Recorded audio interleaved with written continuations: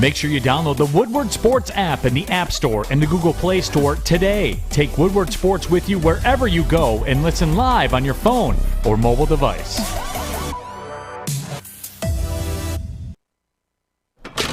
Good morning. Welcome into the Morning Woodward Show here on the Woodward Sports Network, the first show of the new year. And of course, with a new year comes new things. Now, for most of you, the new year will be the same year as last year, but, I'm not going to bring that up.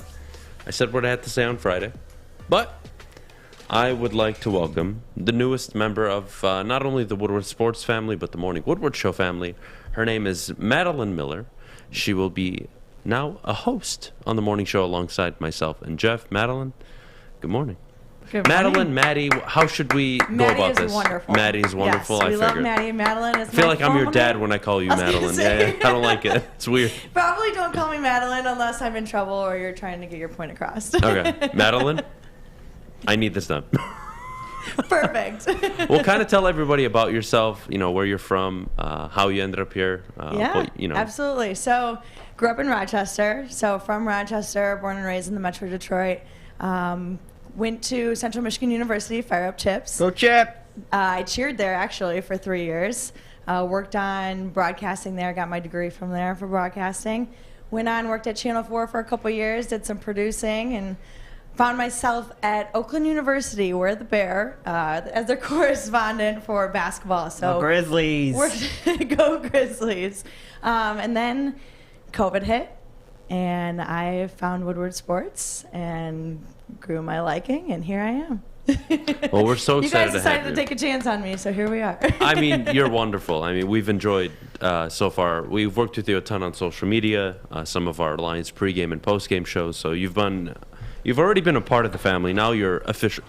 Look, there's a difference between working for Woodward Sports and doing the morning show. Absolutely. So now we're on a different level now. For sure.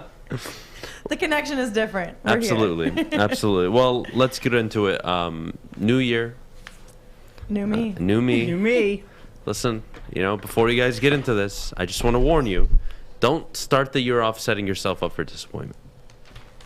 Now, look, there's a lot we could talk about this morning. We could talk about 696 being an absolute wreck. Yep. Because some people, I can attest to that. some people, new year, new me, my ass. Shows Hey, up the 3 traffic- minutes after the show starts. The traffic doesn't, I guess, end after the new Listen, year. new year, you know new what I mean? me. I got it, man. Listen, did you go to the gym yet? Or are you going after work? I'm going to hold you so accountable to this. You too, Westfall. We're starting Monday. Don't think because you're behind a glass window doesn't mean I'm not going to come after you too. Both of you, held accountable. You're going to submit, check marks. No. You're going to confirm with No, me man. every night No, with a picture next to a different person at the gym in different outfit every day. If I see you in the same outfit once during a given week, I'll call you out on it. Okay. All right? I Both believe of it too. You guys want to go to the gym? I'm going to be your gym coach. I'm not going to teach you how to do anything. Oh, okay. But You're just yelling. I'm going to hold you accountable. Just yell vulgar things at me while I'm working out. That'll work out. Well, fun fact, this morning, the Detroit Lions lost a football game yesterday. Now, I know what you're thinking. That's not a shocker. But has a ton of value. So they secured the number 2 overall pick. We'll get into that around, 8:44 this morning. But I want to get into the new year on the right track. I want to start with Fish. Fish has a very special place in my heart. Fish, 2022. What does it look like for you? You're wearing the Australian hoodie. Are you moving to Australia? Can you confirm? It's New Zealand, but Isn't it the same thing? No, it's like saying U.S. and Canada are the same country. New Zealand's a different country than Australia? Yeah, you didn't know that? I thought it was like, Hawaii to the United States. No, different country. No? No.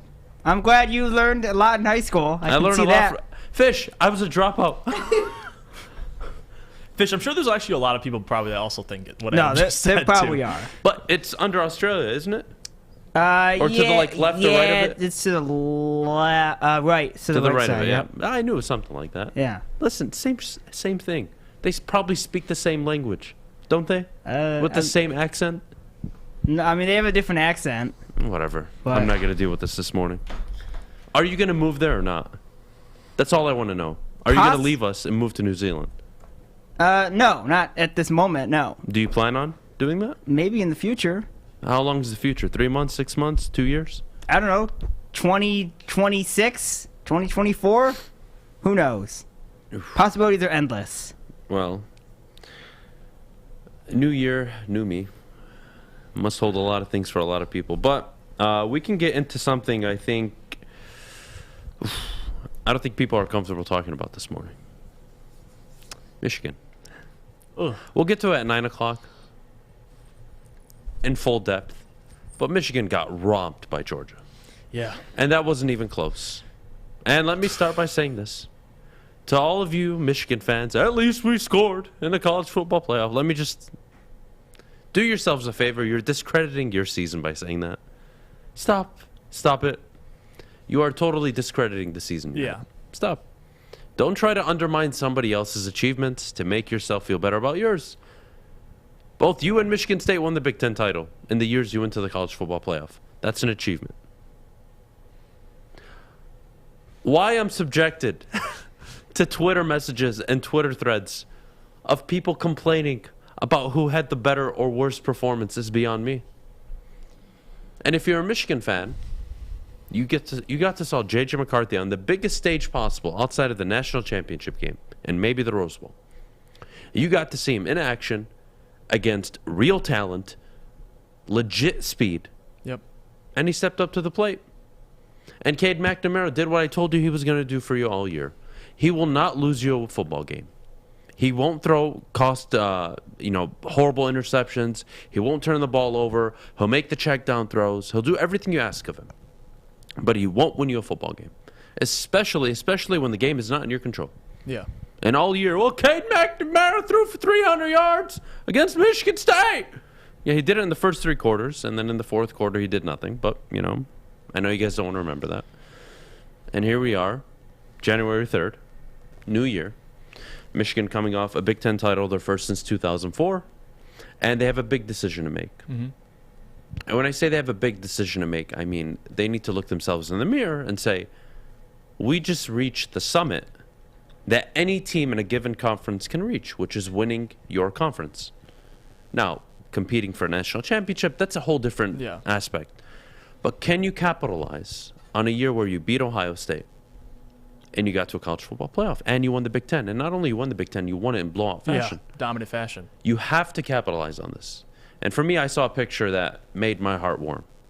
I'm sorry, I'm a sucker for this kind of stuff.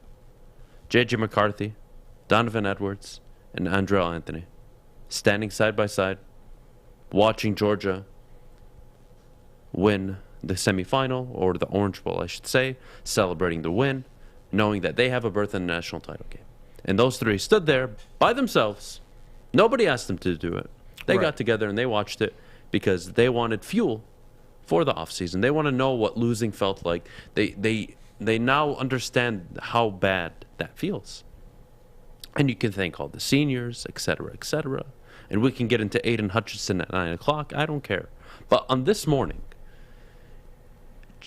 as a society, can we stop putting down others to make ourselves feel better? I don't get it. Look, I know Spartans, Wolverine, rivalry. I don't care. I'm not into that. Not my thing. Not my cup of tea. Telling you suck when you're a 12-win football team kind of doesn't register in my head. Yeah. So, yeah, look. Michigan State got romped by Georgia. And I honestly, not only were they outcoached, they were just outplayed for 60 minutes. You could see the speed of Georgia just by watching the game. Nakobe Dean. Oh, my God. I hate him. Yeah. I have a personal vendetta against him now because he will not be available when the Lions pick with their second first-round pick. No way. There's no chance in hell he goes past 15, 16, 17, 18. No way in hell. So he's legit. And his stock's getting better. And he's gone. So that pissed me off. And then I think what didn't surprise me was we did the pregame show here on Friday, Stick, myself, and Braylon. Mm-hmm. And I said Ojabo and Hutchinson would not be an X factor.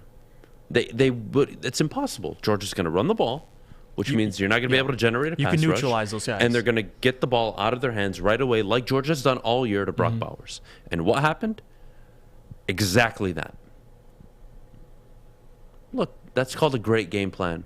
They took out Michigan's 2 X-factor players on defense. They put them on an island, and they made them irrelevant. Something Ohio State didn't do. You saw it. And if you want to know what the key moment in the game where I knew the game was lost, even though it was already, 14-0 at the time, was Aiden Hutchinson lines up on the edge. And Georgia's in the shotgun. You have to keep this in mind. So as a defensive end, you're thinking shotgun, I'm going to rush the quarterback. Get after him. Aiden takes a gamble, runs immediately to the wide receiver on the sideline. It was a screenplay. He'd read it perfectly. And in my head, I said, oh, they lost. He's not even attempting to get to the quarterback because he knows they're going to get the ball out like that. What do you do to stop that? Georgia came out with a great game plan. Happy for Kirby Smart. I mean, this is a guy that has failed to deliver a big win in his time in Georgia, even though he's built a fantastic program. That was always the knock on him. He's got that win. Are they going to, quote-unquote, Georgia against Alabama? We have all week to preview that game. I'm not too worried about it. But, man, Michigan, that was bad. That was really bad. And I don't want to waste too much time because we'll get into it at 9 o'clock about Michigan and what's next, evaluating the game, takeaways, Harbaugh, et cetera, et cetera, et cetera. But, man, I don't think anybody was expecting that kind of blowout. No. I think people really thought it was going to be different. Most people thought they'd cover. I mean, I included. I thought 8.5 was a bargain. Look, I mean, I lost a lot of money. If anyone should be upset, it should be me, not you Michigan fans. I lost a lot of money. 8.5 is a. I lost a lot of money, Justin. I stopped myself. I lost a lot of money. But you don't see me here crying up here on Monday. New Year. I lost that money in 2021. Debt to me in 2022. We got to go to break, Maddie. When we get back, oh my goodness. All right, the Lions did lose 51-29 to the Seahawks. We got to talk about that. DK Metcalf, Russell Wilson looked like what you'd expect the Seattle Seahawks team to look like. How does that affect the Lions? What's next for them? We'll get all into that after the break. But, Jeff, could you tell us about Northwestern Tech? Yes, Northwestern Tech. They provide opportunities for everybody, and especially you out there. You can start a new career in an industry that is always essential. It's the heating and cooling industry. You can learn more today by visiting northwesterntech.edu. Fellas, football season is here. It's time to make your grooming experience easy like Sunday morning. Get to Lady Jane's Haircuts for Men. Walk in, relax, watch your favorite team play, and before you know it, your hair will be game ready. Get to Lady Jane's, open 10 to 8, 7 days a week. Walk in anytime. It's wicked awesome. Hi, I'm Kay Cunningham. I'm proud to partner with Hall Financial, the mortgage company known for 5-star service.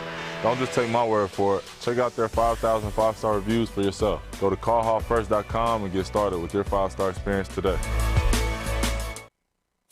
Opinions are like ear holes, and we're putting ours in yours. Well, that's not winning, joint. It's Woodward Sports. Welcome back, guys. Thanks for joining us on the Morning Woodward Show. Guys, the Lions lost again this weekend. How do we feel about the game? What are our takeaways? I know I only have one from this game. How about you? Well, I'm not surprised. We'll start there. Yeah. You're towards the tail end of the season. They're missing a lot of players. They're missing their starting quarterback. Their defense is completely depleted. Yeah. And they finally look like a team that is a 2-13-1 team. That's what they look like. So they got blown out. Russell Wilson went for 4 touchdown passes. DK Metcalf caught 3 of them. Rashad Penny almost ran for 200 yards. 2 touchdowns on the ground. Jesus. It was a complete game by Seattle. They dominated. They were up 38-7 at halftime. That's the story of the game. They got outplayed. There's a better football team on the other side of the ball, a more healthy football team. And we questioned it before the game. What's Pete Carroll and the Seattle Seahawks team, what are they going to look like going against Detroit? Erase the 10 straight losses Detroit has on the West Coast. How are you going to look against the Pete Carroll team? And unfortunately for the Lions, they came out ready to play. And that's what we've always said about the Lions all year is they come out ready. They come out fighting, hungry, et cetera, et cetera. Well, for the first 30 minutes of the game, it was totally a different script. It was the Seahawks that came out ready to play. And I could make the argument, down 38-7, look, that whole team is playing for roster spots at that point. Yeah. So the fact that they came out and quote-unquote played hard, Did that really surprise anybody? These are people literally playing for their jobs because they may not be on a team next year. Not just on the lines, any team next year. They may not even be on the practice squads. So yeah, look, they got blown out. Am I going to cry and overreact and yell at Dan Campbell? No. Season's done. I'm chilling. I'm good. You can't hurt me. I'm bulletproof. 2022, nothing can hurt me. I'm good. Nothing. Untouchable right now. You can lose next week by 100. It's all good. Got the number 2 pick clinched. Yeah. I'm good. You can go beat them at Ford Field next week. Beat the Packers. I don't care. The season is what it is. I saw what I needed to see against the Cardinals. Yeah. Now it's about Brad Holmes and the offseason. And if they can execute to a level we saw last year, and a little better in free agency, and maybe a few trades, who knows? We'll have to wait and see how it plays out. Mm-hmm. If they can execute on a very similar level, well, then this should be a 6, 7, 8 win football team next year. And whoever tells you they shouldn't be, 1, don't know football, and 2, just don't get how the league works. Jim Schwartz took over an 0-16 football team. They won 2 games his first year. Sound familiar? Taking over a bad team, winning 2 games your second year or your first year as coach? And then he won 6 games. Oh, improvement. Mm-hmm. Are we going to take the next step in year 3? They did. They went 10-6, got to a playoff spot. Yep. And then they regressed after, which is why he lost his job. But if you're Dan Campbell, that's the trajectory you got to take. Yep. Year 2, I want to see 6, 7 wins. Year 3, I want to see 10, 11. Elevate yourselves. And year 4, if you're not competing for the division, yeah. What are you doing? What are we doing in the NFL? The Bengals just won the division in one of the hardest divisions. The Bengals. The Raiders have a head coach who I swear to God, I'm not even sure what he does. He's the interim. How they're winning football games. Derek Carr, God bless you, kid. Yeah, God bless him. They're 9-7, competing for a playoff spot. And they have no wide receiver talent. What, Deshaun Jackson? Hunter Edwards? Renfrow? I like Hunter Renfrow. I'm saying he's their number 1, though. I mean, he's their number 1. Him and Waller, yeah. No real significant run game. Josh Jacobs not looking like himself. Yeah. The O-line's not the best. The defense doesn't have Jonathan Abrams. Yeah. The hell you want the defense to do? They're missing their best player, the guy who was leading secondary players, or second or third in the league, I believe, before he got hurt, in terms of tackles. And they're winning 9 games. Oh, should I mention another team in the NFC? The Eagles. How they have 9 wins is beyond me. And their coach blows my mind sometimes with some of the stuff he says. But even they have 9 wins in his first year. Now again, totally different scenario with the Lions. I get it. But I want to see progression, especially in the win-loss column. This is a win-loss league. If you're not winning football games, Jeff, kick rocks. Yeah. Kick rocks. That's it. And that's kind of what I witnessed yesterday. I mean, watching these Lions, it's probably, I mean, we could talk about one of the only few times this season that the Lions defense really, it's gotten out of control. And I think the lack of talent really started to catch up to them. Obviously, you got 2 games left in the season. You know, guys are already starting to shut down a little bit. We've complimented this team all year for playing hard, and they do. But to a certain extent, I mean, you're missing Jared Goff. You're missing Frank Ragnow still. No T.J. Hockenson. Josh Reynolds, obviously out with the COVID stuff. Amon-Ra St.Brown stepped up. Like, that's kind of what you're looking for at this point. I mean, you don't want to lose 51-29, but at the same time, when you see plays that Amon-Ra St.Brown, you know, rushing touchdown, receiving touchdown, over 100 yards, he's played absolutely amazing the last 5 weeks. I mean, the offensive line didn't give up a sack. That's what you want to see. Tim Boyle, I mean, I said the Lions would win 2017. I thought it'd be more of a low-scoring game, but I'm not surprised, man. Tim Boyle, his 3rd career start. I think he had 3 interceptions, and one of those interceptions, it was it was a fumble. It picked it up quickly and just threw it right into coverage. He was a little bit panicked, but that's what you're going to get out of a guy like Tim Boyle, man. I mean, the guy's just trying to be a backup in the league. I didn't really take a whole lot from yesterday. I mean, yeah, like you alluded to already, this defense, a lot of guys trying out, and you know, if anything, I'm not going to sit here and sulk about the loss. If anything, you got a top 2 overall pick, and now it should be Aiden Hutchinson, Kayvon Thibodeaux, because we're going to get into the whole, you know, the Jags secure the number 1 overall pick, and they're probably going to go offensive tackle, but Dan Campbell's on the trajectory we expect. They're probably going to get 2 wins. Maybe they're not going to win against Green Bay, I don't think, this week. I mean, even if they rest Aaron Rodgers, they'll have Jordan Love out there. I'll be there at the game. We'll see what happens, but 2-13-1, whatever it is right now, I mean, the first year, that's what you expect. I mean, I'm not really too worried about it. We're joined by a very special person, somebody who's dealt with a lot this year. Last year, I should say. A lot of trauma. Hadn't witnessed the Lions' victory up until week 13 or 14 of the season. Oh, he's been through a lot. He's witnessed over 20 straight losses. We're joined by the Detroit Lions beat reporter for the Woodward Sports Network, Kory Woods. Good morning, Kory. Oh, man, heck of an intro. Yeah, wow. Well, people need to know what you suffered, man. Yeah. It's your story. It's your story. New year, new you, man. I'm surviving Detroit Lions. It's a tough job, man. It's a tough job. Yeah. It really is. But, man, look, they got blown out. They got shellacked. Yeah. 38-7. I have no problem with it. Yeah. I could care less. I'm not even mad. You saw Megatron's one of his favorite receivers, do what he does best. I'm gonna kill him. And the thing is, he only had six catches and 63 yards, but he had three touchdowns and looked like Megatron. He looked like Devontae Adams. Yeah, actually, I thought that was the better comparison. Nobody could match up with him. Yeah, he throwing the ball while the corner has his back turned, right above the corner's head every time, and it's like just a simple. I'm just going to go up and get it. Big, yeah. And even if the corner turns around, it's a guaranteed catch. If the corner does it, I'm getting pass interference. Yeah. It's really unbelievable to see. I think you guys just said it best. They have a lot of guys out, and they just got steamrolled by a better team. I mean, regardless of Seattle's record this year, they're still the better team. They still have the better coach. They still have the better quarterback, wide receivers. And then you got Rashad Penny out there playing for a contract. They're talking about if they're going to bring him back. They have to bring him back. I mean, you saw what he did yesterday. I'm just like, dude, what's going on here? I mean, the Lions are going to have to really address that rush defense in the offseason. I mean, granted, they have to address the entire defense as a whole.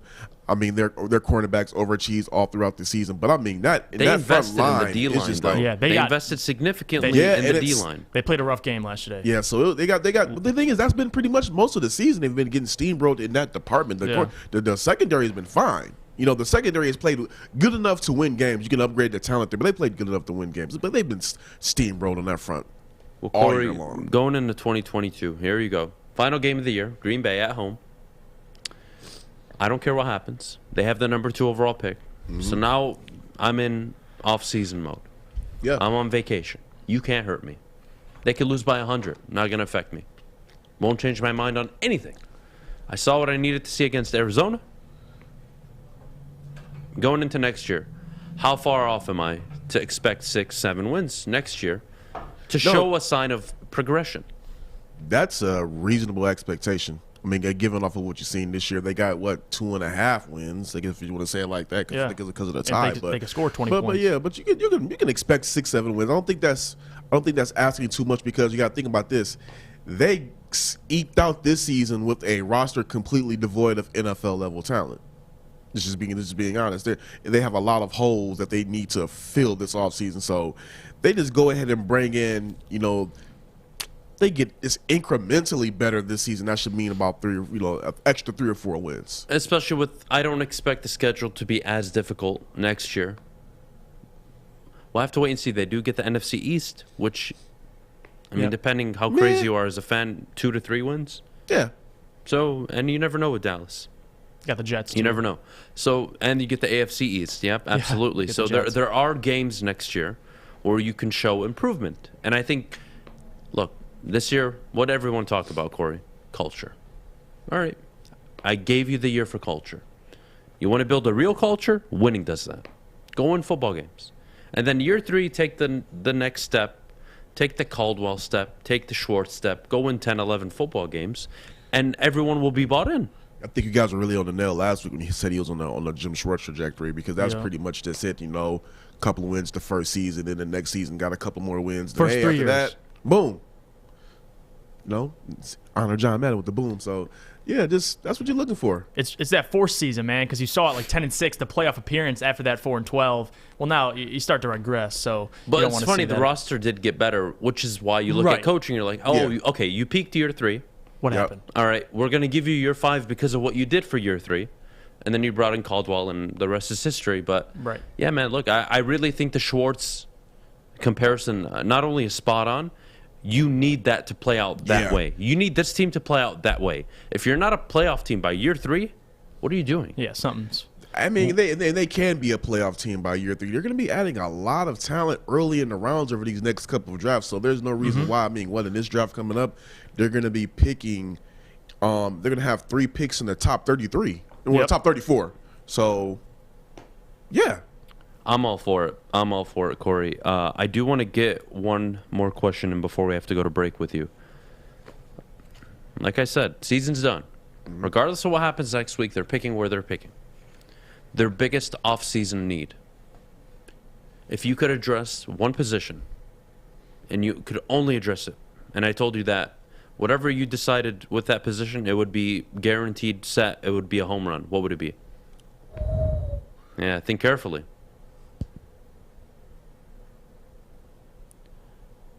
You filling out the edge rusher? Or are you taking care of the quarterback for the future?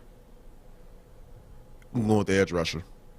Game wrecker. Going with the edge rusher because right now, I don't think that there's a quarterback worth taking early on. I mean, you want to go 3rd or 4th round, fine.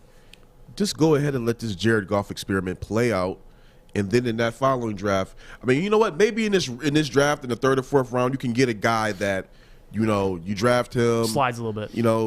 Jared Goff has a slide, or he gets hurt. Throw him out there, see what he has, and then maybe he can be the next bridge quarterback, or you can bring him up. But I don't think quarterback is really a necessity right now. I think that they have other areas that they need to address first before they even think about getting a quarterback. Who knows? Maybe if none of these quarterbacks impress you over the next couple of years, and you don't feel comfortable trotting them out, maybe work out another short-term type of extension with Goff and then draft a quarterback after that. I mean, who knows? The scenarios are still endless, but right now they got to address that edge. And, I mean, hopefully, for the Lions' sake, Aiden Hutchinson goes 1 so they can get Thibodeau. I honestly don't believe see either edge rusher going 1. I've got the Bama tackle. And I know everybody wants the hometown pick of Hutchinson. I looked at both of them, and I'm not going to sit up here and say there's this big of a difference between both of them. I mean, you're going to be getting a damn good player with either one of them, but just from what I've been watching, and not even counting that loss against Georgia, Thibodeau's he is a freak of nature, and you got to really go look at some of his stuff. Numbers aren't there, but he gets the quarterback. And the numbers aren't there because of what he draws. Right. Right. That's the reason why. I mean, Hutchinson has been great, but he also did just rise up really quickly out of nowhere. Thibodeau is just damn. Just gifted. Go watch the film. They've known about him. Yep. All right. Well, we do got to go to break. When we get back, Matthew Stafford struggles early on against the Baltimore Ravens, and then finishes the game 14-14, leads the team on a comeback, improving them to 12-4. They're a game away or a loss away for the Cardinals from clinching the division. We'll get to that right after the break. But before we go, MyBookie, guys, is the place where you need to be betting. Bet from anywhere, anytime, starting the new year with MyBookie. Sign up today using code Woodward, and they'll match your first deposit up to $1,000. You put in $1,000, they'll match it up to $1,000. Dollar for dollar match. MyBookie, guys, take advantage of it. And as always, please, whether you absolutely suck at gambling or you just have a really bad problem and you can't get yourself off the table or sports booking, please call the Gambling Problem Hotline at 1-800-270-7117. I'm looking to bring on another HVAC tech right now. We are recruiting 5 to 10 techs a month. We're looking to grow and expand. Every new tech we hire is from Northwestern Tech. The hands-on training is fantastic. They're always my first call. We love hiring Northwestern Tech grads. They come out trained and ready to work. Our program is only 10 and a half months, and our next classes are starting soon. So why wait? I'm looking to hire a graduate of Northwestern Tech. Northwestern Tech. Northwestern Tech. Northwestern Tech.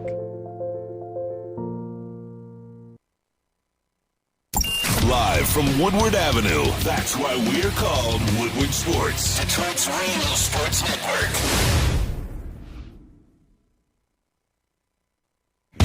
Welcome back, guys. Thanks for joining us on the Morning Woodward Show. Don't forget to follow Woodward Sports on Instagram, Twitter, YouTube, TikTok, Facebook, and Twitch. You can download the Woodward Sports app on Apple and Google Play. Listen to us on the radio on 99.1, 93.5, 94.7, and download wherever you listen to podcasts, whether it's on Spotify, Apple, Google Podcasts, or Amazon Music. Guys, Matthew Stafford, quite the first half. It was kind of a a rough one for him, but he did come back in the second half, 14 for 14. What do you think about his playing? I mean, I'll let you start because I agree with what you're about to say. Did you guys expect anything less from Matthew Stafford in LA? Not even a little bit. I want to have a heart-to-heart with Detroit here. Yeah. Because, look, I get it. You traded him. You want to move on. I get it. But you saying, I want to trade him, I want to move on, and then act like you're going to get some top 15, top 12 pick out of the Rams is a joke to me. Everybody sitting there, well, before the season, people on this network, I don't have to say names. I don't need to go there. People very, very, very well respected in the media in Detroit, whether beat writers, reporters, commentators, doesn't matter. The Rams will see what Matthew Stafford is very quickly. They won't win 10 games. He'll get hurt midway into the year, and they'll be a 5-7 win football team, and Brett Holmes will look like a genius for trading Matthew Stafford. You idiots. Matthew Stafford had started well over a majority of his career games. He rarely ever missed starts. No. Outside of the Cleveland year, his rookie year, he missed a few, but he'd always play through injuries. Tough SOB. This is a guy that was always going to play through whatever he was dealing with. And he was going to play at a good level. Now, is Matthew Stafford Aaron Rodgers, Patrick Mahomes, Tom Brady? No, he's not. No. You don't need him to be to win your division, to win playoff games, to get to an NFC championship, let alone a Super Bowl. You don't need the Hall of Fame guy, but you need like a tier 2 player, a guy who can play at a top 10, top 8, top 7, top 5 level. Yeah. And Matthew Stafford this year is playing at a top 5, top 6, top 7 level. He just is. So I'm watching the game on Sunday, and he looks god-awful for the first 40 to 45 minutes. Hell, I could say 50 minutes. And they're down by 2 possessions, 9 points, going into the fourth. His teammates are fighting. And the defense comes up with a big goal line stand. Yep. A horrible delay of game penalty, or false start penalty, I believe, by the Ravens. I mean, third and goal from the 4 and third and goal from the 9, completely different scenarios. And you ended up seeing why. And then Stafford, like he always does, his 42nd career fourth quarter comeback, he takes the team down against a winning football team. And he goes in and secures the win. And that win yesterday takes him to 12-4, the most games he's ever won in a regular season in his career. Now, I know what you guys are saying. But Adam, I know what you guys are saying. he leads the NFL in pick sixes, Adam. I know. I know where you're going with this. Come on. Look, guys, I know. But we have to keep in mind 38 touchdowns and 15 interceptions this year. That's what he's at. Just so you guys know. When's the last time he threw hear me out. In his previous, 4 full seasons, he's thrown 10 interceptions, 11 interceptions, and 10 interceptions. So you're saying he's double digit? Well, every quarterback outside of Aaron Rodgers and Tom Brady are typically double digit. Thank you. So excuse me that he has 15 interceptions this year. Excuse me. That's ridiculous. Excuse me. But not only does he have 15 interceptions, guys, he's got a 103.5 passer rating, the highest, in his NFL career, where he started a full season. Guys, he's playing at an elite level. Mm-hmm.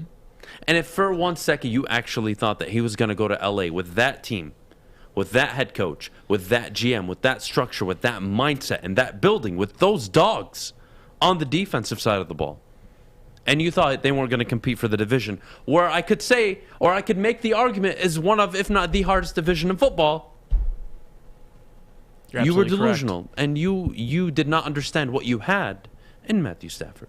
Why? Because your organization failed to deliver you the goods that you deserved as fans all these years. When have you ever had Sean McVay as your head coach? When have you ever had Aaron Donald outside of Ndamukong Suh for 2 years? When have you had that stalwart player for a significant amount of time? A linebacker like Floyd, a corner like Ramsey, an offensive line like the Rams have, a running back like Sony Michel, wide receivers like Cooper Kupp, like Odell Beckham. Yes, Megatron is Megatron, but he draws his own attention. When have you given that setup, that mindset? You've had good rosters with Stafford, and you've underperformed a few years. Absolutely.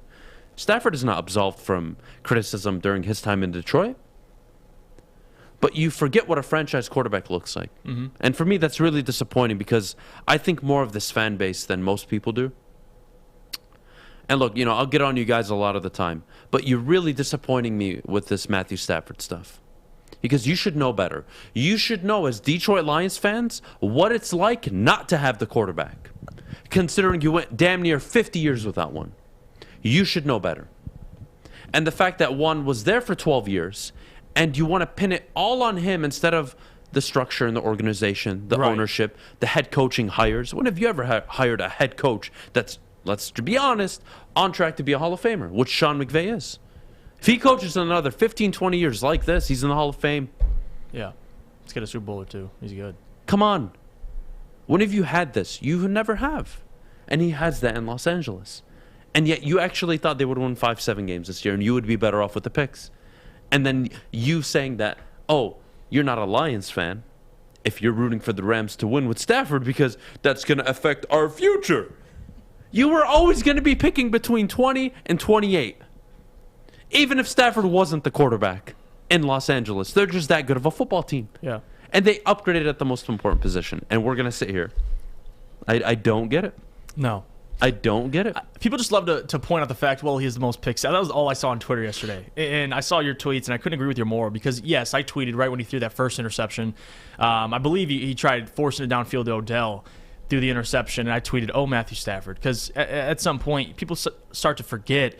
I mean, people are so shocked to see Matthew throwing interceptions, like you just alluded to. 11 out of the 13 seasons that he's played in the NFL, he's had double-digit interceptions. It's a very common thing. And not only that, but I want people to really see this point of it. Matthew Stafford this year, 38 touchdowns, second in the NFL. And not only that, second in his career most since 2011. He had Kelvin Johnson. Now he has Cooper Kupp this year. He threw 16 interceptions that year. The guy's a gunslinger. He's going to throw interceptions, and that's who he is. What I want to point out and what people should take account for is the second in the NFL in passing yards, the fourth in QBR in the NFL. I say that's good. Or winning your division, that's good.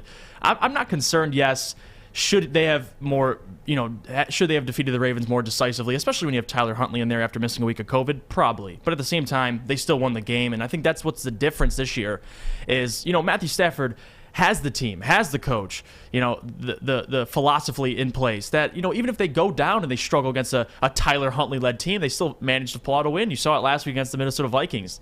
Now, does it change where I stand on the Rams? No. I don't have them in the Super Bowl, but I don't have them. Everyone thinks they're going to go to the playoffs and bounce round one. I don't think so. I think realistically, even if they match up with a team like the Dallas Cowboys. Is Brett Favre a Hall of Fame quarterback? Yes. Is he? Yes. I'm not sure. And he throws Can interceptions. somebody help me? He leads the NFL all time in interceptions. Is Eli Manning a Hall of Fame quarterback? He's damn near up there. Yeah. When you throw the football and you take chances, you're going to throw interceptions. Now, are they a detriment to the football team? Absolutely. And that's one of the knocks on Favre, Manning, even Stafford. But you know what Stafford has this year that he's never had? A coach and a team that is able to bail him out, to support him and bail him out at times. Yeah. When did Stafford ever won a game throwing 3 interceptions in Detroit? Oh, never. Did it against Minnesota. Yesterday, 2 picks. All right. Hey, Stafford, we're going to keep you around. And you saw the body language on the sideline with the Rams. Under the Lions, the whole sideline, you lose him. You lose the whole sideline with Stafford when he throws the interceptions. The Rams, Sean McVay gives him a hug on the sideline. Hey, Matt, we got this. 4th quarter time. Be you. Be you. Don't change. Be you. A good coach. And what does the defense do? They give him a chance. And what does he do? He delivers. You're telling me that's not a team that's in sync? Yes, should they have beaten the Ravens, who have a backup quarterback, even though some of you raved about him before the game, but, I don't have to talk about that. Yes, but this is the NFL, and that's a John Harbaugh coached football team. Let's not forget. Who have been over-delivering all season and have played close games against good teams all year, like they did against the Chiefs. I didn't hear the slander about Patrick Mahomes when the Ravens almost beat the Chiefs, and they went for 2 at the end, and they didn't get it. Oh no, excuse me, they did beat the Chiefs. Yeah. They went for on 4th down. They didn't go for 2. They went for 2 against Aaron Rodgers. So I didn't see the slander and the discredit towards Aaron Rodgers when the Ravens went for 2 and failed to deliver. I think it's funny. I really do. And I think it's sad because Detroit, it doesn't need to be this way. It's as simple as, you know what? We had the guy. We failed to build around him for 12 years. Is he a top tier 1 quarterback? No. You can accept what he is. But he's damn near top 2. He's probably the top of top 2. The top of tier 2. Yeah. Agreed. So, just, guys, that's what a franchise quarterback is. They're all not going to be Rodgers, Brady, etc., Manning, etc., etc. Even Drew Brees only has 1 Super Bowl. Even Drew Brees has thrown multiple interceptions come playoff time. Even Drew Brees. It happens. Now, he still needs to deliver. He needs to win the division, win playoff games, get to an NFC title game, maybe even win it. That'll change the narrative big time. Yeah. But, guys, if you don't already see it, I can't help you. If you don't already see that he's won the most games in his career and that he's going to double the quarterback that played last year in terms of touchdowns, yards, production, passer, everything. Yeah. He's doubling the production of Jared Goff. That's what they traded 2 first-round picks for. And that's what you guys failed to see. And that really hurts me.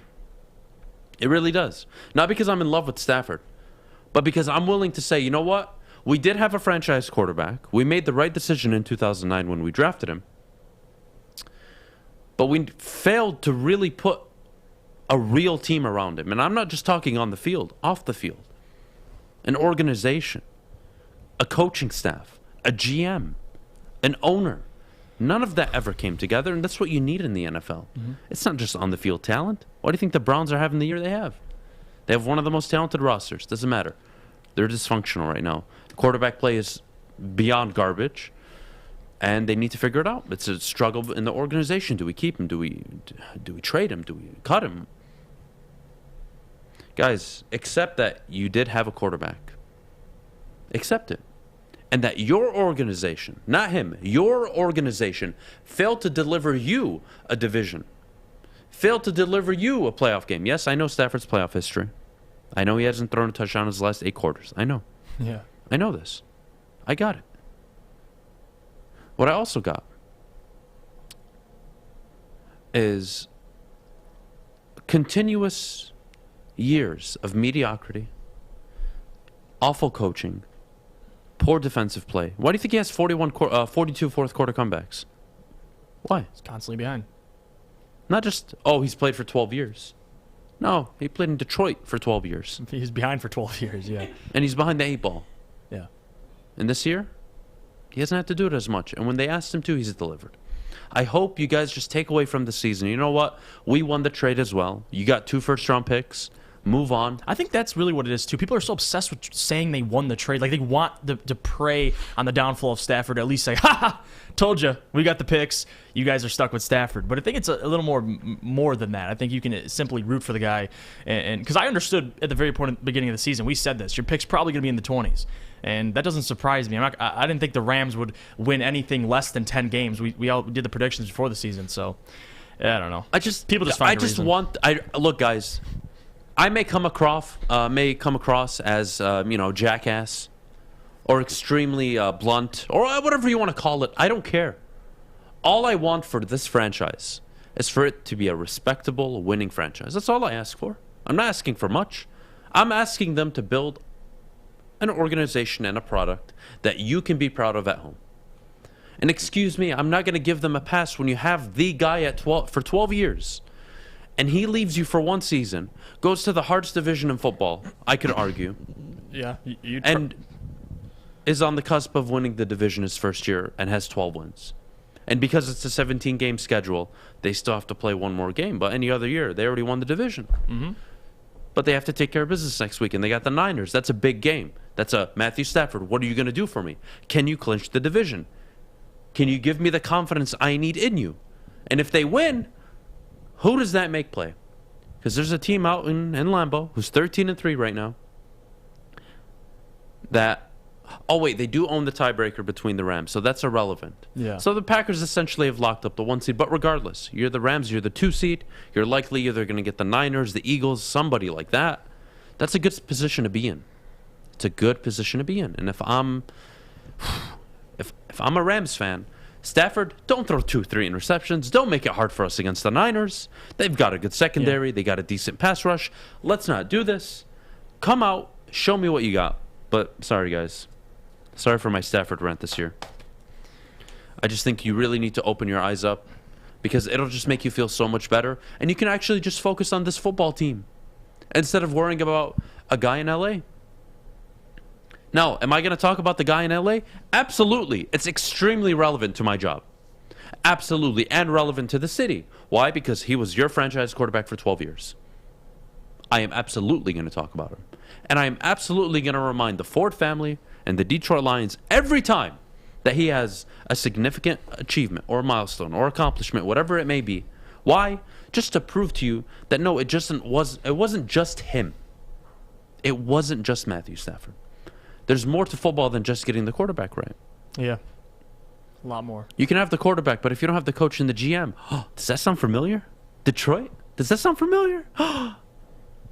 Cut me a break. Maddie, we got to go to break. All right, guys. Well, there's more to needing a team than just a quarterback. Speaking of which, we did clinch the number 2 pick in the draft. So we'll talk about that as soon as we go to break. Let's hear about, well, Guardian Alarm. All right, well, Guardian Alarm, talk about defense. And the Lions' defense didn't show up, obviously, but Guardian Alarm shows up, and they get it. Good defense on and off the field helps you feel secure, and Guardian Alarm has state-of-the-art technology that helps you feel safe, all with 24/7 local monitoring. Guardian Alarm also has convenient features that let you check in on your home, control lights and temperatures, detect smoke or carbon monoxide. It will even let you lock and unlock doors. Call 800-STAY-OUT today. You heard that from Fish over there. It's 800-STAY-OUT. Stay out. Guardian Alarm has been trusted for over 90 years at keeping families safe. Okay, you thirsty little spin goblins. I want you to pedal into the next dimension.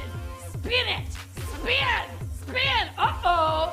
Carmen's falling behind. Let's give her the hiss of shame. Spin! Spin! Spin till you bleed! Don't ride the bike of shame.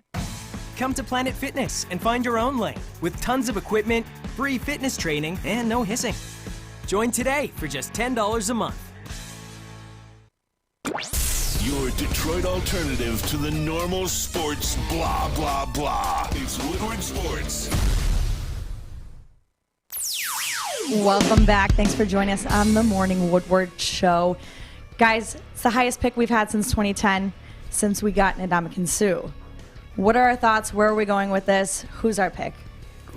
Well, honestly, it's way too early for me to tell anybody who they should take. Yeah. Well, we have all off-season to do mock drafts, and it's always going to change. But when you're picking that high, I mean, your options are a very select few. You know, it's either, you're getting that one of the edge rushers, or you're trading back. I mean, yeah. I don't see a mock draft or anybody that can really convince me that they're going to reach for the corner out of LSU, yeah, hell no, or the safety out of Notre Dame at number 2. Unless they trade back. So if Thibodeau and Hutchinson are available, I guess the conversation turns into which one do you prefer? Which one has a higher ceiling? I'm personally not ready to say who they should take. It's tough. I have literally 10, 12, 14 weeks to just watch player film. Yeah. Look back on the season. That's what you got to do. Like, I'm not really caught up in who they take now. It's they have clinched the number 2 overall pick, which means they have a plethora of options. Which means on draft day or before draft day, given how any quarterback may rise, if the Giants are ready to make a move and they want to trade up, or if it's some other team, who knows? Who knows what the situation is? Or maybe a team wants Kayvon Thibodeau that bad. Yeah, I can see the Jets. Or maybe they want the tackle that bad. Yeah. Maybe they swap picks and they throw in a 3rd or a 2nd rounder. Who knows? If there's an option to trade back and it benefits your team, and you're not sold on taking somebody at 2, good. You not only save money on the cap, but you've acquired draft capital. So I think the trading back scenario, I haven't figured out with what team or what scenario. That's something I play in my head every single day. I've yet to figure it out. But I like the idea of trading back. I just don't see the suitor unless there's a quarterback that skyrockets up the board. It's going to be very difficult. Who is realistically going to give up future draft picks to trade up 2, 3, 4, 5 slots for an edge rusher? I mean, it would be tough for me to even pull that trigger. Yeah. If I was a team looking for an edge rusher, that's a lot of capital to give up. So for the Lions, yeah, it's looking like either they're going to take an edge rusher Or Brad Holmes is going to trade back, and he's going to be patient, and he's not going to take one in the first round. He may take one in the second or third round. Right. And you've seen he can hit. Amon-Ra St.Brown, we'll get to him a little later. What's his ceiling look like? 4th round pick. Leads the team in receptions, yards, touchdowns. Baller. Hell of a player. I called it. I did say he's a hell of a player. Yes, you absolutely did. Yeah. He's an absolute baller. For a 4th round pick. Steal, man. So, regardless of whether you were picking 2nd, 3rd, 4th, or 5th, Brad Holmes is your GM. And I think consensus as a fan base, we can agree. All right, you have confidence in this guy. Great. I'm not too worried. I'm not too worried about the who. I have all off season to talk about that. But I don't think now it's even realistic to give out a player because so much can change. One of them can get hurt. Mm-hmm. Somebody can skyrocket up the board. You just don't know. Draft combine, you got stuff like that. Yeah, agreed. And I think the number one thing and what every Lions fan should take out of this is you don't have the number 1 overall pick, so you're not going to mess this up. You have the number 2 overall pick. So there's going to be a team that trades up. I don't see the Jags staying put at number 1, taking an offensive tackle. I could see them trading down to maybe a Houston, maybe the Jets. They have 2 first-round picks. I could see those teams, reaching up. The Giants, the Eagles. There's tons of teams that have 2 first-round picks that maybe want to trade up. And with the Lions, you have the 2nd. So either way, if Kayvon Thibodeau goes number 1, maybe if Aiden Hutchinson goes number 1, it falls right into your lap. You don't have to make the decision. You don't have to take one or the other. It doesn't matter. You're guaranteed a great player. And if you look at the previous drafts, this draft isn't as deep, in terms of having a number 1 quarterback. You can honestly trade back to 4 or 5 and still get a very talented player. There's still the Kyle Hamiltons of the world. There's still, like you mentioned, the Dare Stingleys. You don't want to take them 2 or 3, 4, but if you have to trade back, there's players to do so. And I think the Lions right now in a position at number 2 overall, you couldn't ask anything better because the guy's going to fall into your lap, either edge rusher, and to me, you stay put, you take the edge rusher.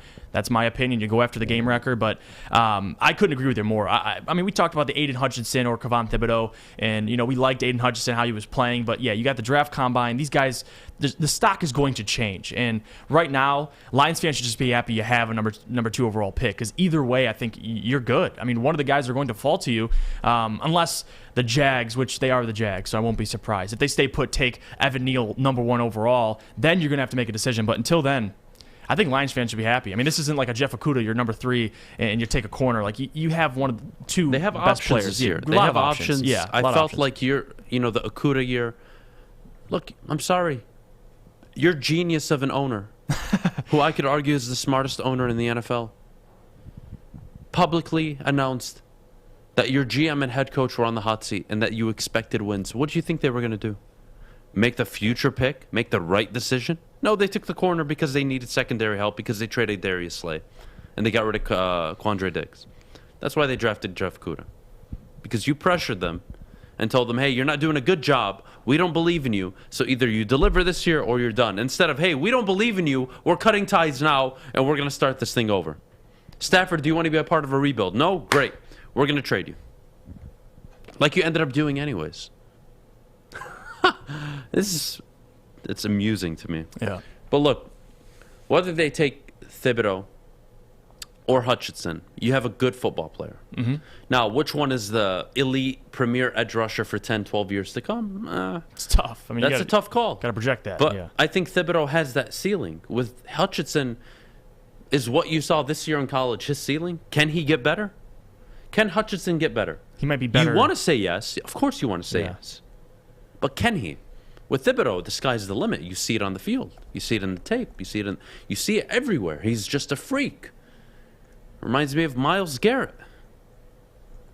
So you have that going for you, Detroit. You're going to have your option of a very good player.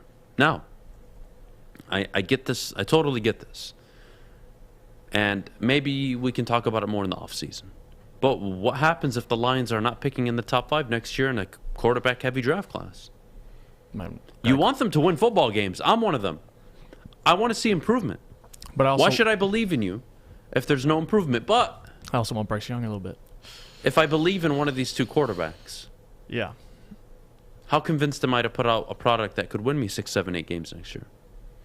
Maybe I do want to win 2, 3, 4 football games. But how patient would fans be with that? Now, you can't publicly come out and say that we're tanking for a quarterback, And there's no guarantee that that quarterback works, which is why the NFL is always a win-now league. It's always a win-now league. Why? Because Justin Herbert, they don't grow on trees. Joe Burrow, they don't. There's maybe one every draft. Some years there aren't any. And if you're lucky, there's maybe 2 or 3 in a draft. 3 being, wow, insane. I can't believe it. So you got to be very careful. So yes, we can all clamor over C.J. Stroud and Bryce Young, but there's no guarantee that they're going to translate to the NFL. Yeah. And obviously it's way too early. They still have a whole nother year of college to play. You have so much more film to break down. Tough to talk about a draft that's over 2 years away from now. Can they mess it up? It's not about if they mess it up. I'm just saying. saying. Can they? I mean, you have number 2 overall. I mean, there's a obviously there's always a chance, but yeah, no, Lions fans. I mean, at this point, you're just talking about them actually acquiring the number 2 overall pick. It's not about who you should take, at least this early. I mean, we'll get into that. I'm sure. We'll closer to the draft. Definitely, we'll have our own mock drafts and everything. But as of right now, if Lions fans everywhere should just take this moment and just take it in. You have the number 2 overall pick. You're secured. You're going to get one of the 2 best edge rushers. So it's a good day in Detroit, despite getting blown out by the Seattle Seahawks. It's still a good. Yeah, day. I'm not even mad that they lost. No, I'm sorry. It's going to work out. I'm not even interested, even in the Packers game. I could care less. Yeah, and I'll be there, and I don't care. I mean, I really don't. Whether really they win or lose, it's not going to change my mind. I'm in off-season mode. I'm on vacation. When it comes to the Lions, I'm done. We broke up. I'm on vacation mode. Time to talk about the draft, prospects, off-season moves, the GM that has proven he knows what the hell he's doing so far. That's what you got to talk about right now. I'm sorry. Yeah. When we talk about that, they gave up 51 points. Why? I'm going to shred a defense that has literally no starters available to it outside of the rookie ends, or tackles. Is that what you want me to do this morning? Do you want me to rip TB12? Is that what you want me to do to make you guys feel better? Throw Tim Boyle under the bus? Or how the run game didn't go over 100 yards this year? Or, this game against Seattle? And that the O-line looked rough? You want me to bring up Taylor Decker caught a touchdown? That was great. That was funny. That was the highlight. And that was smooth. He caught it. Yeah, it was a good catch, though. I got to give him credit. Matt Nelson almost caught one, too. It seemed like all these I hit him in the numbers, Matt Nelson. You got to catch that, man. I know. That's a lineman's dream. Taylor Decker showed you how it's done. Yeah. But that's the highlight of the game. An offensive lineman caught a touchdown pass. Yeah. That's it. That's what you want me to talk about? Hell no. Hell no. We got to go to break. Oh, my goodness. Maddie, what are we going to do with these people? You know what? I'm not sure what we're going to do about these people, but what we will talk about when we come back from break is what we're going to do this offseason, what the Lions need to do. We'll see you soon.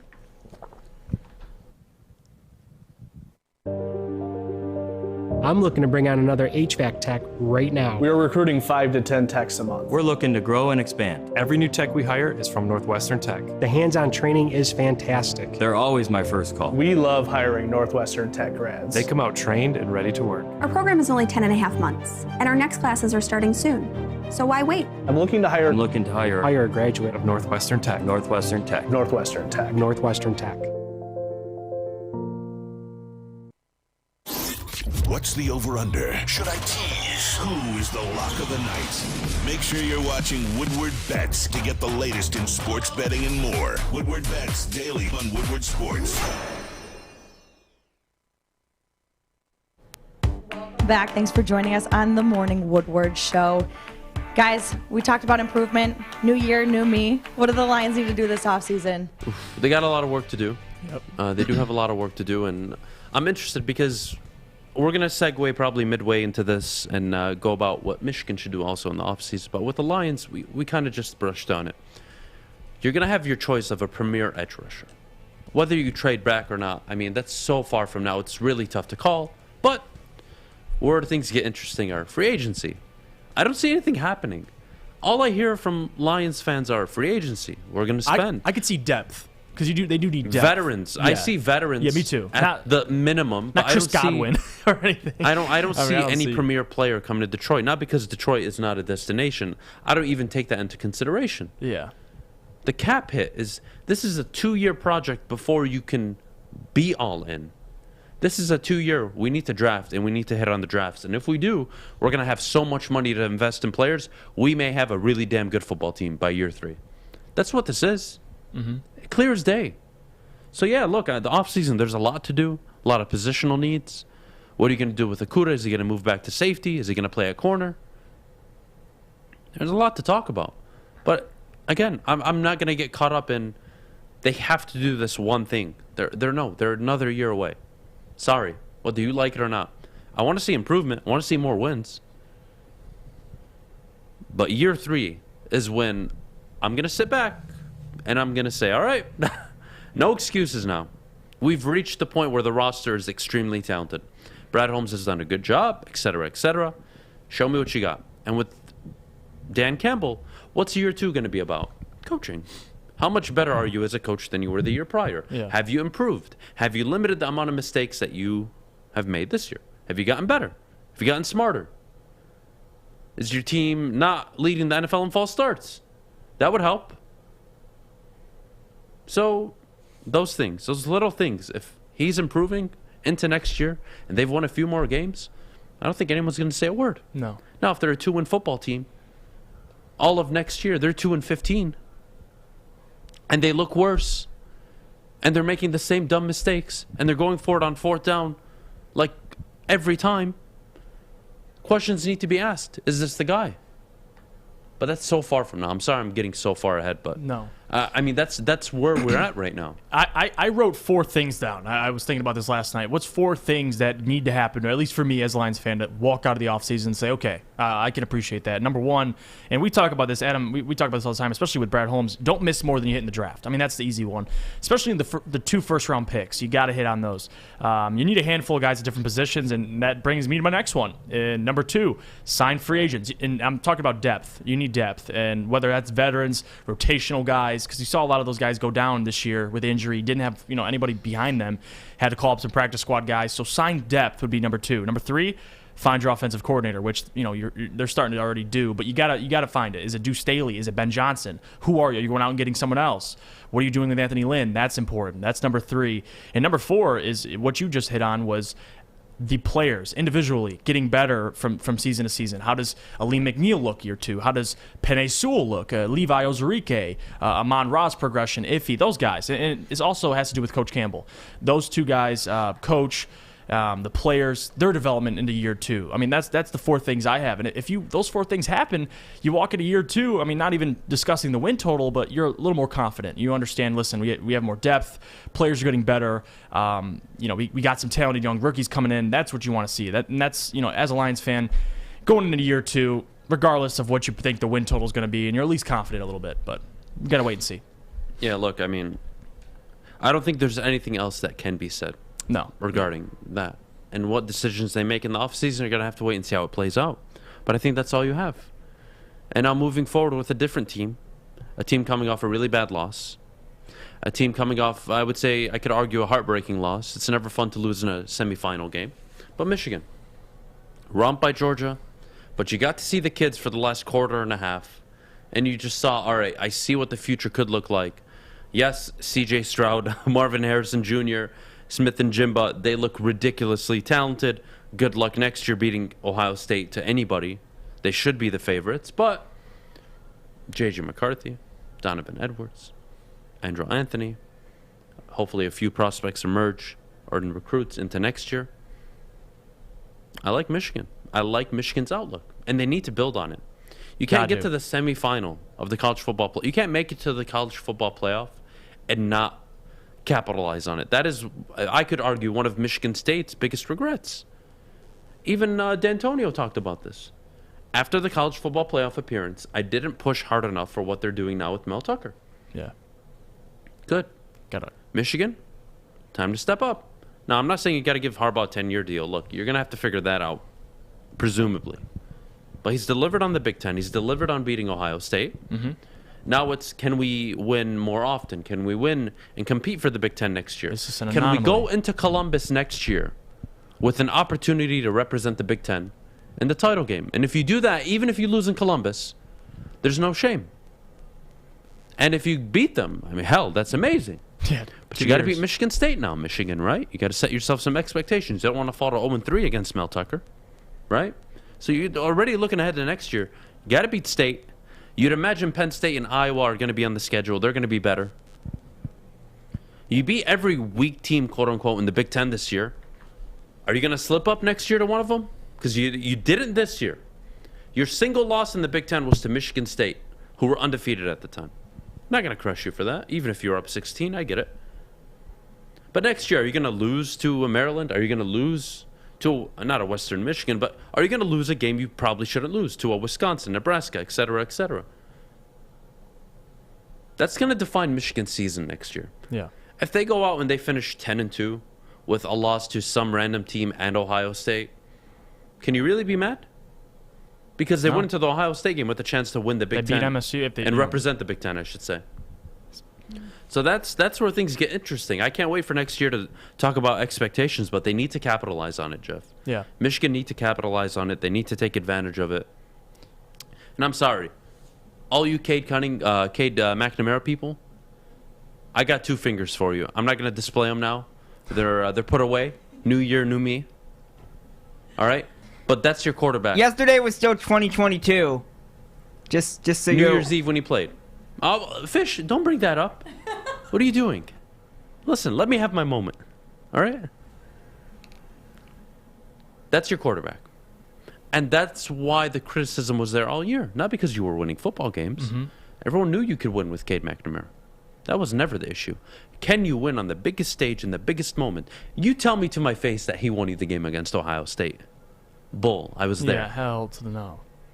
Your offensive line did, your defensive line did, and your run game did. And I think that's what people don't understand as well is when things aren't going, that well. What happens when things aren't perfect? Yeah. Thank you. Yeah. Can you win a game for me? He has shown this year he can't. Yeah. Against Michigan State and against Georgia. When things aren't going our way and we're getting pummeled and they won't stop scoring, can you help stop the bleeding? No. Michigan State, Kenneth Walker, touchdown, touchdown, touchdown, touchdown, touchdown. Where was Cade McNamara? What, Nebraska? That's what you want to point me out to? Penn State? Where he threw a 3-yard pass across the line of scrimmage, an underneath route, and the corners hit each other, which is why he was able to run to the end zone. Look, I'm not trying to diminish the win. I'm just bringing up what happened. Yeah.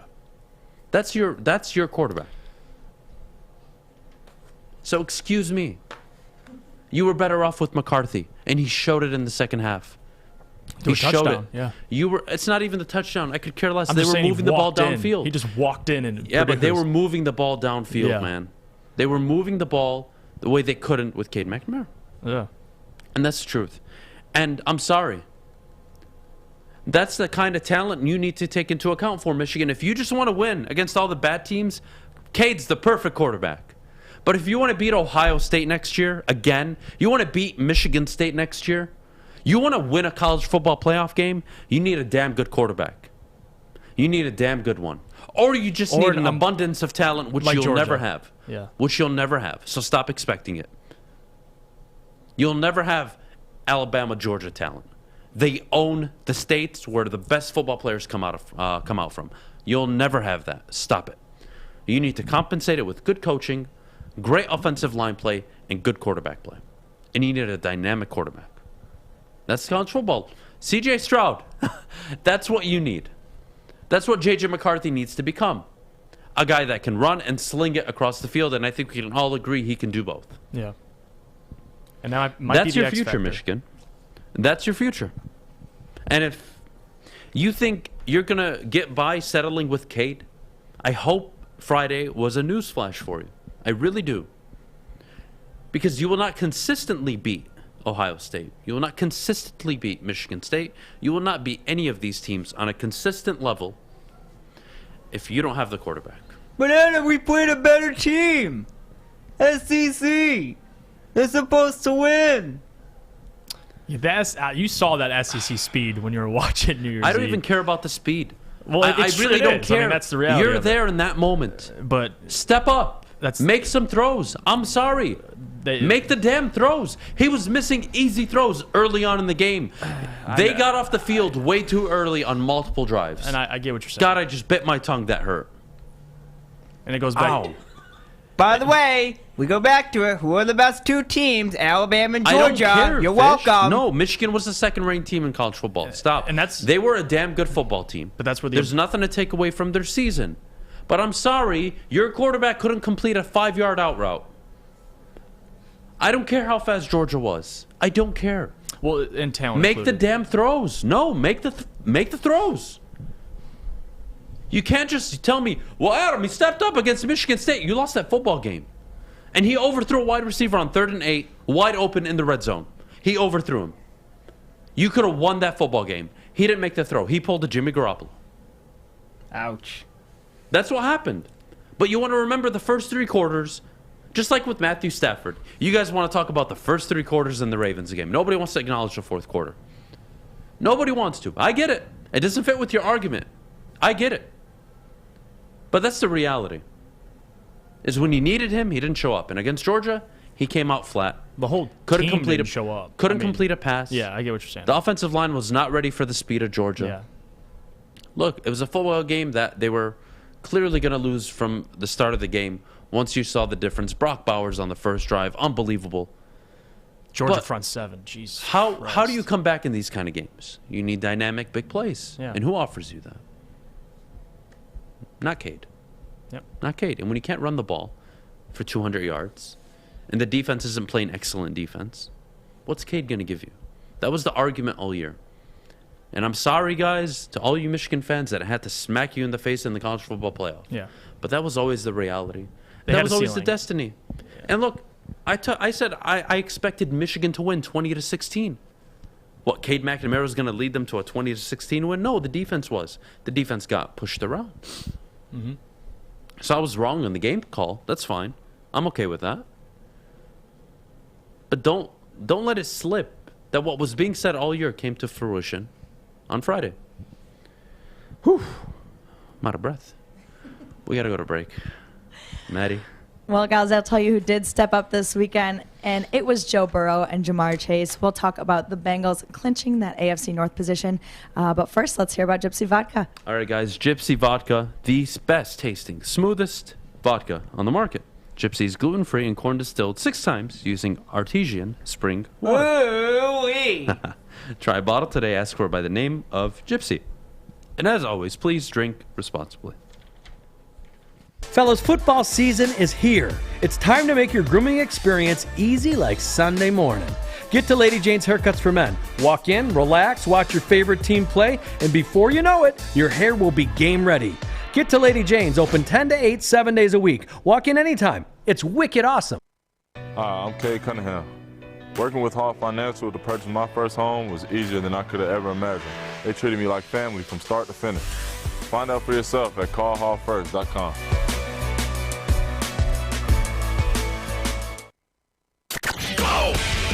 Detroit Sports on Demand. DeAndre Swift, he's going to take it all the way for the touchdown.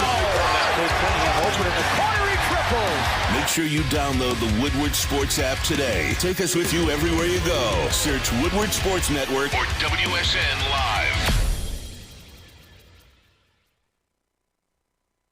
Welcome back. Thanks for joining us on the Morning Woodward Show. Don't forget to follow Woodward Sports on Instagram, Twitter, YouTube, TikTok, Facebook, and Twitch. You can download the Woodward Sports app on Apple and Google Play. Make sure to listen to us on the radio on 99.1, 93.5, 94.7, and you can download wherever you want to listen to a podcast, whether it's on Spotify, Apple, Google Podcasts, or Amazon Music. Guys, Bengals versus the Chiefs. What a performance. We called it. I'm just saying. Listen. I'm wrong. All right? I call games wrong all the time. Part of this business. Yeah. But damn it. I think somebody sat up here Friday 2 people. and said that, Fish, get the hell out of here. What are you doing? You dropped something. I don't need you to pick it up. What's wrong with you? We're doing a show. Stay I in the know that booth. you dropped Stay- something, and stay I in the was booth. gonna be nice and pick it up. Jesus Christ. What do you want me to do? It's a new year, Adam. Fish, I don't like this new year, new you stuff. All right? It's normal. I've done it Cut it out. before. When you drop something, I pick it up, and you decide to. Damn it, Fish. All right, listen. What was the concern all year with the Chiefs? Were they actually back going on this win streak? Or were they? And everyone pumped the brakes, especially me and Jeff. We said, whoa. They're winning football games, but they're not beating you with big plays, which is what the Chiefs are notorious for. Are they really back? And the defense has been phenomenal the last 7, 8, 10 weeks. Yeah. Well, they weren't phenomenal on Sunday. Joe Burrow and Jamar Chase tore them apart. And they clinched their first division win since 2015 and their first playoff berth since 2015. And they won a division where they were projected to finish last in every major It's crazy. media outlet, including Cincinnati. Including Cincinnati media outlets. They all expected the second-year Joe Burrow, rookie Jamar Chase-led team with a questionable defense to finish last in the division. Credit to Zach Taylor, too, man. And what do they do? My man, Zach Taylor. He's doing good. You guys wanted to fire him last year. I told you to shut the hell up and be patient. And here you go. Take your division title. Oh, Adam. It's a 4 or 5 year project. What were the Bengals before they drafted Joe Burrow? Oh, my God. Can somebody remind me? Weren't they the Bungles? Andy Dalton lists. Weren't they the Bungles? Yeah. Yes, they were. They were just as bad as the Detroit Lions were. They draft the quarterback. Number 1. Oh. They get the young head coach. Oh. They get Jamar And in 2 years, Chase? they win the division, and I could argue the second or third hardest division in football. The Steelers, Ravens. Unbelievable. You have the Steelers, the Ravens. Browns last year, of course. The Browns, yeah, but They're down here. usually- Baker Mayfield's the quarterback. I don't take him seriously. I don't count Okay. Cleveland as a football team. Respectable team around him. I like the GM and head coach, but Yeah. they got to get the quarterback right. But I'm sorry. Jamar Chase, tied for the top of the lead in the NFL in terms of touchdowns, I believe, second. Can I ask you, what? I get it's an offensive game, but Justin Jefferson, we getting these rookie receivers putting up 1,400 yards in their first season. They're built different. They're built different. You know why? Because the wide receiver position today, more than it was 10 years ago, so quickly. is so much more different. Yeah. It's so much more valuable. 10 years ago, I'm not paying my wide receivers. Nobody was. Nobody was paying their wide receivers. Today's NFL, you pay them. You pay Tyreek Hill. You pay Devontae Adams. You're going to pay Jamar Chase. You're going to pay Cooper Kupp. You're going to pay these guys. Mm-hmm. Why? Secondary players can't grab onto him. Can't touch him. Yeah. The rules are all in favor of the wide receiver. And where'd Jamar Chase come from? LSU. Where'd Justin Jefferson come from? LSU. God damn that university. Odell Beckham. Yeah, right. Jarvis Landry. Jarvis, yeah. Go to hell, LSU. We get it. We get it. You don't have a good football team, but you produce some of the best wide receivers in the NFL. Rookie year, Jamar Chase.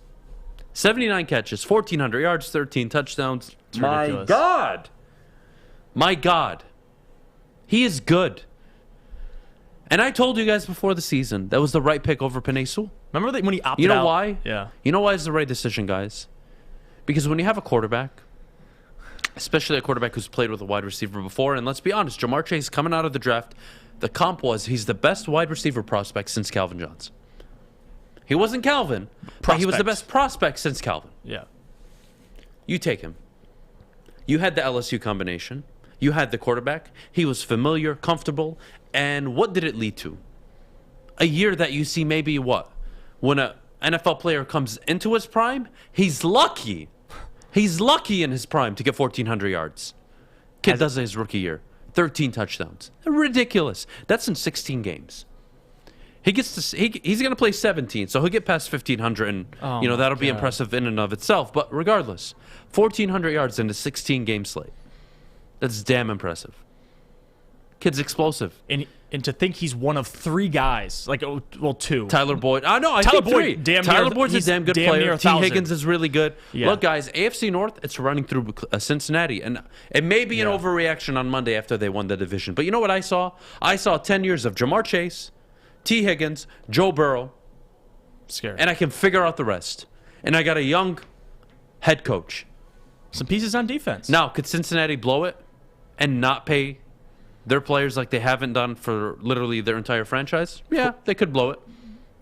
But right now, that core 3, that's going to be a problem. That's going to be a problem. And what kills me the most about Cincinnati is T. Higgins and Jamar Chase can beat you 30, 40 yards downfield.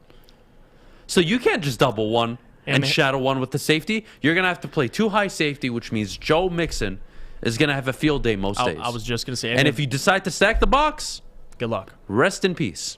Good luck. Sayonara. And teams are starting to figure that out with the Cincinnati Bengals, how hard they are to play. It's very challenging when you can't commit to one single set and say, this is the set we're going to play. They're going to have to adjust because we know they struggle against it. What does Cincinnati struggle with? What do they struggle with? Now, logical. Was it maybe more logical? Absolutely, to take Penei Sewell. I won't argue with that. Protect your franchise quarterback coming off an ACL injury. But you know what? They felt confident enough that they could address it in the offseason and go get the luxury pick at wide receiver, and damn it, it worked out. It worked out, Jeff. No, and Joe Burrow, I just got to bring him up real quick because last 2 weeks, almost 1,000 yards, 8 touchdowns, no interceptions. Like, this offense is scary. And I think that's partly why we picked the Bengals, but we got to get to other games anyway. But, yeah, that was probably my favorite game of the weekend. Definitely. Look, man, all I know is the wide receiver class you're going to get in the next 2 years, there are ballers coming out. And it's going to continue, guys. Yeah, it's not going to stop. The NFL is played this way. Even college football. Just without the severe penalties, because pass interference in college football is a 15-yard penalty. Yeah. But the NFL is shaping towards, if you have the receivers, you're good. Christian McCaffrey. What are the Carolina Panthers, 5-11? What are they with them? Minnesota Vikings, Dalvin Cook, 8-8. Give me the top-tier running backs in the NFL. List them off. Keep Nick Chubb. Well, so you could bring 7 and 8. Saquon. You could bring Saquon up too. Saquon, 4-12. Who else? Throw him. Yep. The running backs are irrelevant. You need to be able to run situationally. You don't need the feature star back. You need the feature receiver. You need the tight end. You don't need the running back in today's NFL.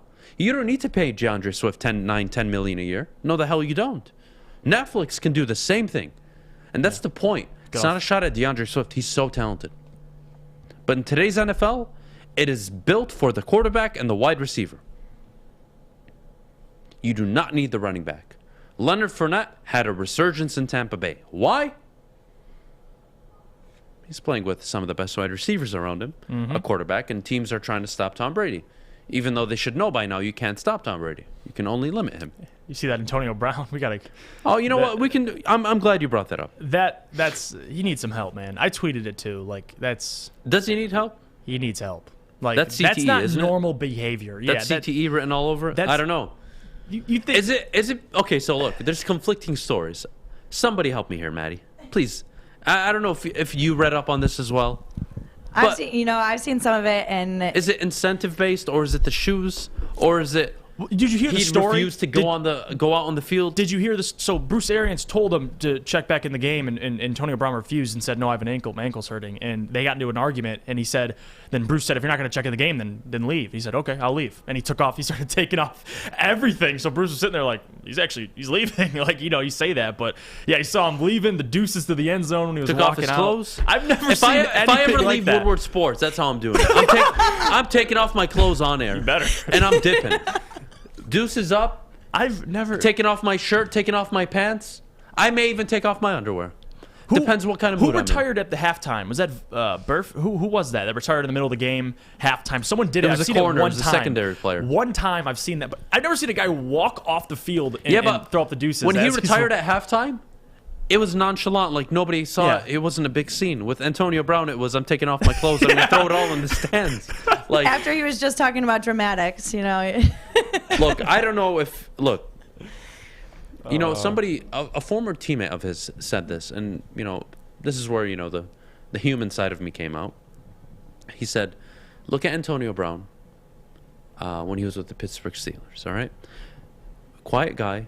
Narcissistic like most wide receivers are, but he was never this evil, combative guy. He was always quiet to himself and would deliver on the field and wouldn't cause a scene in public. And then he got hit by Vontaze Burfict. Yeah. And he hasn't been the same since. And you know what? I actually feel really bad.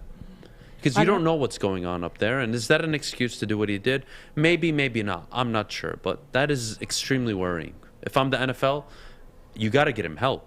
You don't let him just go out and be on his own and let him go figure out him and business is booming again. He's got his family. And Step in. Tell him, Antonio, look, man. Look, whatever you did, we don't care. We want to help you. All right? Something's up. Let's just figure it out. Let's see if we can treat it. But look, something's wrong. I hope there's something wrong. Or he's just a lunatic. Well, when you saw the incentive, the stats, he had a couple more catches for it was this almost money. $1 million. Yep. Like the $1 million outbreak, or the outburst they call it. Like that's how I start to realize maybe he does need help, because most people I think would understand the fact that, listen, I'm almost close to making $1 million. I can realistically do it. My team needs me. And when he left, they came back and won, so that didn't help his case anyway. Like when you leave the game, your team comes back and wins. Like you're done. You're already done to begin with, but. It doesn't help your case. So hopefully AB gets the help he needs, man, because he's still a great wide receiver. Well, but he's got to want it, but he's got to want it. That's key. You got to want help. Yeah, look, I mean, even Tom Brady said, show some empathy, have some compassion towards him. Don't attack him and ridicule him. It's not going to help him. And honestly, I agree. When people need help, you forcing it on them or calling them names, that's not helping anybody. Shut the hell up. You don't know what's going through his head. I don't. Right. As much as it's funny and it's a great moment and I'll remember for the rest of my life, but if something happens in the future, no, it puts a sour taste. Get him help. So we do got to go to break. When we get back around the NFL, Maddie, I'm excited for this one. Yes, we got a lot of games this weekend. Got a lot of games to talk about this weekend, but first let's talk about Lady Jane's. Oh, Lady Jane's. Well, guys, I understand. A lot of people need their haircuts. And let's be honest, we like simple stuff. And like football 5 days a week, we like things uncomplicated. Like Lady Jane's haircuts for men. You walk in, you sign in, you sit down. I'm looking at over the chairs over there. They got the televisions. The ladies will take care of you. And they're open 10 to 8, 7 days a week. So you walk in anytime, and you'll find out. It is wicked awesome. Okay, you thirsty little spin goblins. I want you to pedal into the next dimension. Spin it! Spin! Spin! Uh-oh! Carmen's falling behind. Let's give her the hiss of shame. Spin! Spin! Spin till you bleed! Don't ride the bike of shame. Come to Planet Fitness and find your own lane with tons of equipment, free fitness training, and no hissing. Join today for just $10 a month. Follow us everywhere. Just search Woodward Sports on YouTube, Facebook, Twitter, Twitch, IG, and more. Welcome back. Thanks for joining us on the Morning Woodward Show. Guys, we talked about a lot of football already, but there's a lot of games we haven't touched on yet. What are our thoughts? I mean... Miami, Tennessee. I warned you guys. Look, I was the one on the train with Miami all year. Don't give up. This is a good football team. They'll win games. They'll get it back on track. They got to figure out who is the quarterback. They win 7 straight, maybe more than probably what they should have, but it was all their wins were really against not the best teams outside of the Ravens. So I looked at it going into the weekend, and I said, this has Tennessee blowout written all over, and that's exactly what it was. Tennessee took it. Tennessee are legit. And look, I know Matt LaFleur should be coach of the year. But I'm sorry, Mike Vrabel's got to be a damn close second, and Nick Sirianni a damn close third. I think Vrabel edges him just because of the really? Derrick Henry. What he's done without Derrick Henry, man. Yeah, but I mean that's impressive. Okay, that's fine. Impressive. So they're missing their star running back. Yeah, they're not missing a single player on defense. Fair? Engine of their team. Yeah, fair. I could argue the same for Matt LaFleur. He's missing Jair Alexander and Zadarius Smith. Yeah. So. I get it. Yeah. I really do. You need to score points in the NFL. I totally get it. And I could make the argument they have Aaron Rodgers. Of course, they're going to figure it out. But they're 13-3. Yeah, record so don't for lie. me, look, the guy's won 13 games in his first 3 NFL seasons. No head coach in the history of the NFL has ever done that. He doesn't have a coach of the year. He deserves it. For me, he has my coach of the year vote. Now, this may be dramatic, but I'm just saying, if they gave it to Vrabel, I wouldn't mind it. Mm-hmm. I would respect that decision. So we're saying two-man race. And that's why I think it's a 2-man race, and I think Nick Sirianni deserves a lot of credit. Look. I throw Zach Taylor in there, too. So maybe outside and behind Sirianni. I put Zach Taylor behind Sirianni. Yeah, I would agree. They're 10-6. Yeah. I don't think it's overly... You expected the Bengals to be good if you were a normal human. Now, did you expect them to win the division? Maybe, maybe not. But... I guess you could argue Zach Taylor in there, but no. For me, the lead 2 alphas who are a distant ahead of the rest of the coaching staffs are Matt LaFleur and Mike Vrabel. So, look, man, sorry. I get you guys don't like him. I know he plays for the Packers. I know Aaron Rodgers is that good. I know LaFleur is the coach of your arch rival. But really, he is the coach of the year. I'm sorry. Yes, he has Aaron Rodgers. Great. So what? We discredit coaches now because they have the quarterbacks. What the hell did your coaching staff do all those years with Matthew Stafford? Tell me, honestly. What was Sean Payton without Drew Brees, right? What was Mike Tomlin without Big Ben? Belichick without Brady? Yeah. Like, we really going to do this? You need both. A good head coach and a good quarterback. It just so happens Matt LaFleur coaches a great quarterback, and he's giving you great results, which means he's doing a damn good job. Yep. Nobody was talking about this with Mike McCarthy.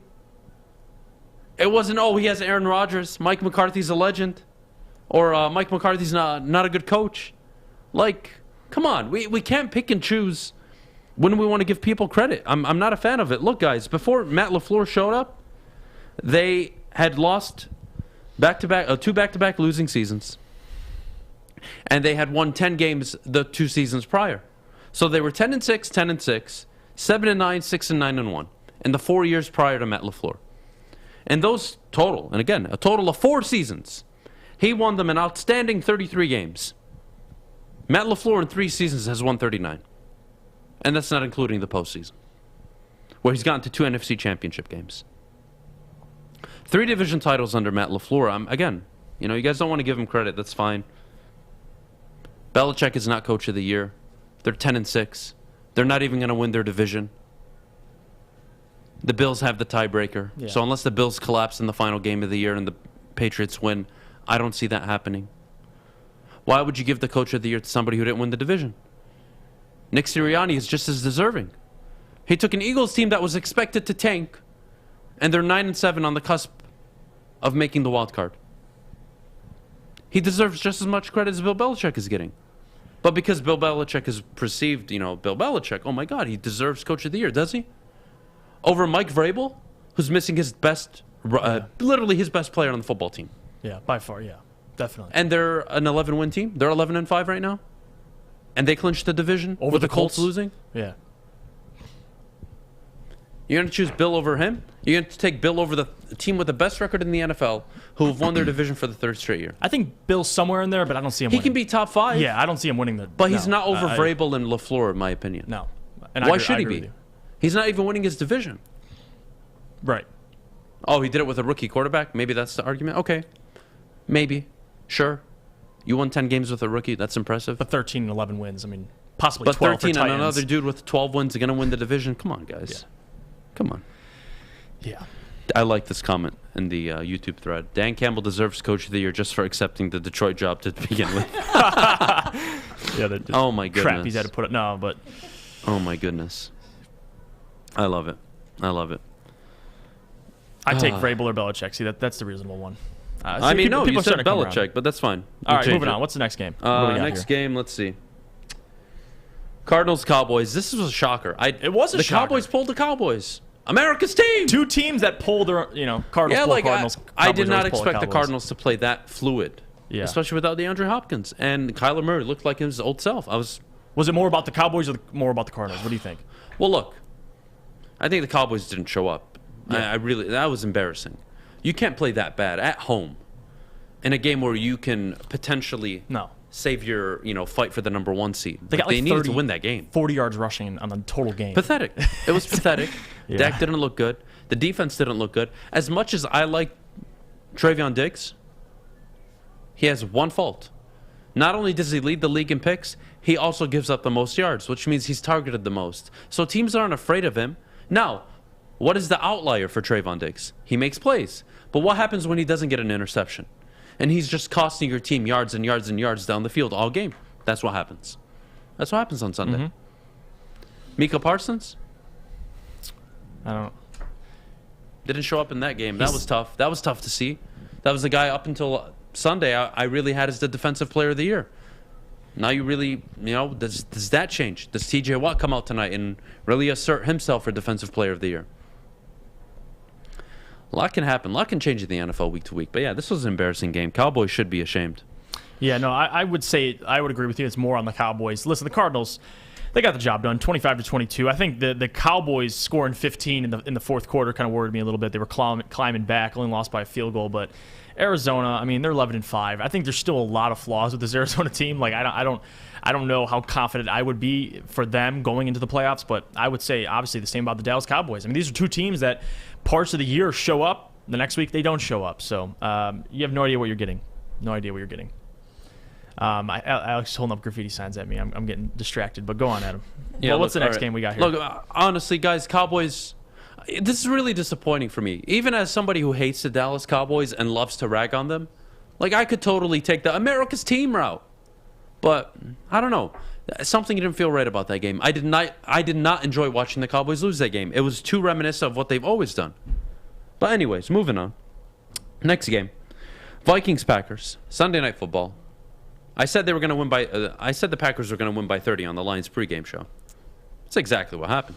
No Kirk Cousins, yeah. Yeah, no Kirk Cousins. But I mean, that's why I said it. I mean, yeah, right. You can't go into Lambeau with a backup quarterback and expect to win. Guy who has like 4 career snaps, especially against a team that's trying to clinch the number 1 seed so they can get a bye week. So, right. Look, Packers look damn good. Yes, it was against a backup quarterback. I know guys throw out all the tricks in the book to discredit a team winning a game. I know, I got it. But regardless, it was a damn impressive win. Defense looked good. Aaron Rodgers looked like his normal self. Devontae Adams proved he is the best wide receiver in the NFL. Even if Cooper Kupp is having the best year, the best receiver in the NFL is Devontae Adams, and I don't think anybody can disagree with that. Mm-hmm. The next game, Jeff, Eagles-Washington. Nick Sirianni. Oh, yeah. And watching this game early on especially, listen, the Eagles, Tyler Heineke was throwing dimes. And I was watching this game, and it looked like he couldn't he was completing everything. People were getting after him. Offensive line was breaking down, and Heineke was making plays. But at the end of the day, man, I mean, the Eagles, I respect what they've done, especially this year. I mean, Jalen Hurts yesterday, over 200 yards, no interceptions, which, something that you've been trying to see more of out of Jalen Hurts, but no, they had a great game, man. The Eagles got a win on the road, a tough, good team. Washington, very gritty, a team that's been streaky at times. They've lost 4 straight, they won 4 straight, and now they lost against the Eagles. So I'm not going to take it, too lightly. If anything, the Eagles, to me, they're a team that they know their identity. They can run the football. They're going to be aggressive at times. Defense can match up with a lot of teams in the league. So Eagles are a sleeper. I like them. It really just depends on they're going to ride the shoulders of Jalen Hurts, and he'll probably go as to far an as they extent. can. Look, I also think they're kind of phony, and I'm not discrediting. Look, they're a wild card team. If the vote's on me, if I have a vote and there was like a ballot of 3, and first place gets 3 points, second gets 2, and first place or third place gets 1, I would vote LaFleur, Vrabel, Sirianni. He deserves credit. Mm-hmm. Are they really a 9-7 football team? Hell no. Probably not. No, but they are. They are. Yeah. And that's a credit to the coaching staff and the players for stepping up. And yeah, they have their identity. They can run the football situationally. Jalen Hurts can make plays when asked to, and the defense has been playing phenomenally the last 3, 4, 5 weeks. But I could argue, again, their schedule, I mean, not the best. But right. Hey, we do got to go to break. When we get back, Amon-Ra St.Brown. Amon-Ra St.Brown, what is his ceiling for the Detroit Lions? We'll get to that after the break. But before we go, I do got to tell you about the Folding Warehouse. Host your corporate party, team building event, or just come in with family and friends. There are 2 ways to play: $10 unlimited open play or a private lane reservation for $120. Up to 10 people for 2 hours. Come and get your fold on. Check it out at foldingwarehouse.com in Hamtramck. That's foldingwarehouse.com. Check it out, the Folding Warehouse in Hamtramck. Hi, I'm Kory Cunningham. I'm proud to partner with Hall Financial, the mortgage company known for 5-star service. Don't just take my word for it. Check out their 5,000 5-star reviews for yourself. Go to callhallfirst.com and get started with your 5-star experience today. I'm looking to bring on another HVAC tech right now. We are recruiting 5 to 10 techs a month. We're looking to grow and expand. Every new tech we hire is from Northwestern Tech. The hands-on training is fantastic. They're always my first call. We love hiring Northwestern Tech grads. They come out trained and ready to work. Our program is only 10.5 months, and our next classes are starting soon. So why wait? I'm looking to hire a graduate of Northwestern Tech. Northwestern Tech. Northwestern Tech. Northwestern Tech. Woodward Sports. This part of the show today? Watch again on YouTube or download the podcast anywhere you listen to podcasts. Welcome back to the Morning Woodward Show. 9:40 Eastern Time. Birmingham, Michigan. The weather is absolute dog crap. Yeah. It's horrendous. Roads got. I mean, it's just cold. Fish, But- this is horrible weather. I drove. Welcome to Michigan. Yeah, I'll never get used to it. I've lived here all my life, or most of it, I should say, but I'll never get used to it. I don't care. You can never tell me waking up in the 5:30 in the morning and it's negative 12 degrees That's Celsius. horrible. Yeah, it woke Try you up. living in Canada where that's for 6 I don't like months. That's Canadians, what it is. so I'm not even going to go there because I'm just going to dog on Canada, and I don't want to do it this Okay, morning. here's a U.S. state for you, Minnesota. They're freezing Whoa, too. don't bring up Minnesota. So, Don't North hate 'em. Dakota. It's a great town. Okay, I'm I not love saying it's Minnesota. not a great town. The Targets there are legit. The Targets are like a super center. I swear. They are. Like Don't they have slushy the, machines. They They do have there? one. They have everything. Everything's big in Minnesota. They have one in your favorite state as well. I love you, Fish. You know what else I love? Amon-Ra St.Brown. Jeff, what's the kid's ceiling? What can he actually be in the NFL? The player comp is Hines Ward. Yeah, From, definitely. everybody comparing him to Hines Ward. Okay, get it, love it, great. But another game, 5 straight games with a touchdown now. I think 6 in his last 5 or 5 in his last 5. What the hell is going on with this kid? He's unbelievable. He is. And when you play the Lions right now, that's who you focus on. And he still And plays he's well. still balling out. Still plays And if you had him on your fantasy team, you're an absolute legend. God bless you. He won people some chips. Especially right now. And I don't want to discuss so much his ceiling because we talk about it all the time. We know Hines Ward, he's got a little Golden Tate in him. I think Golden Tate's a little quicker. But Amon-Ra St.Brown, his physicality, it stands out. And the thing that I want to point out is he's getting exceptionally well early. You saw it. His comp to me, Hines Ward. A lot of guys in the NFL don't get that opportunity that Amon-Ra does. Right out of the NFL draft, he is really one of the only options we have. Quintez goes down, Tyrell goes down.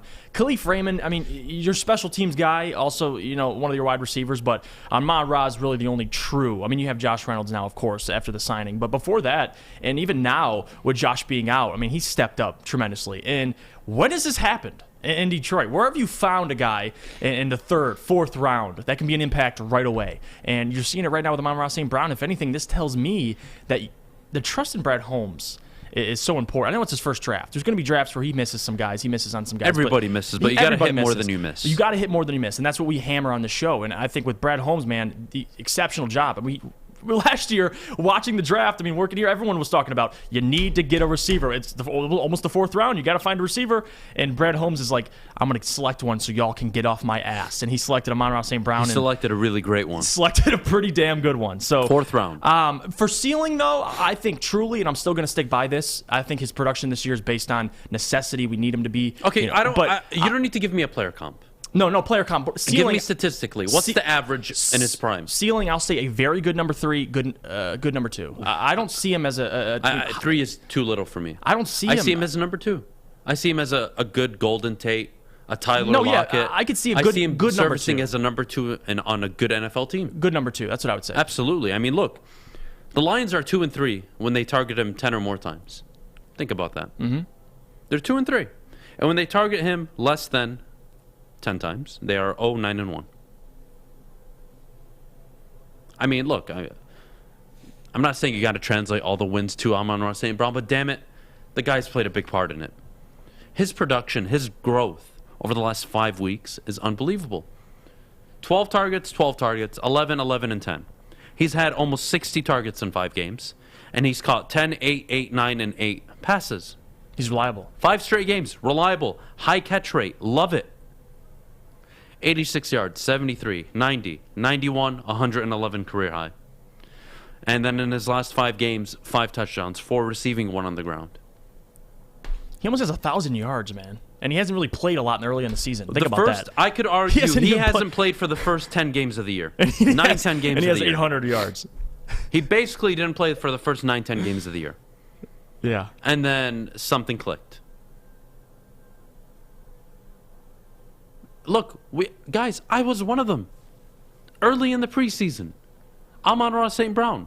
You can't have games, 3 catches, 13 yards. 3 catches, 18 yards. Right. And what did he do to start the year?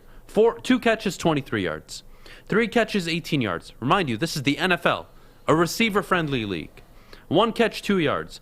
6 catches, 70. 7 catches, 65. And then it goes back downhill. 5 for 26.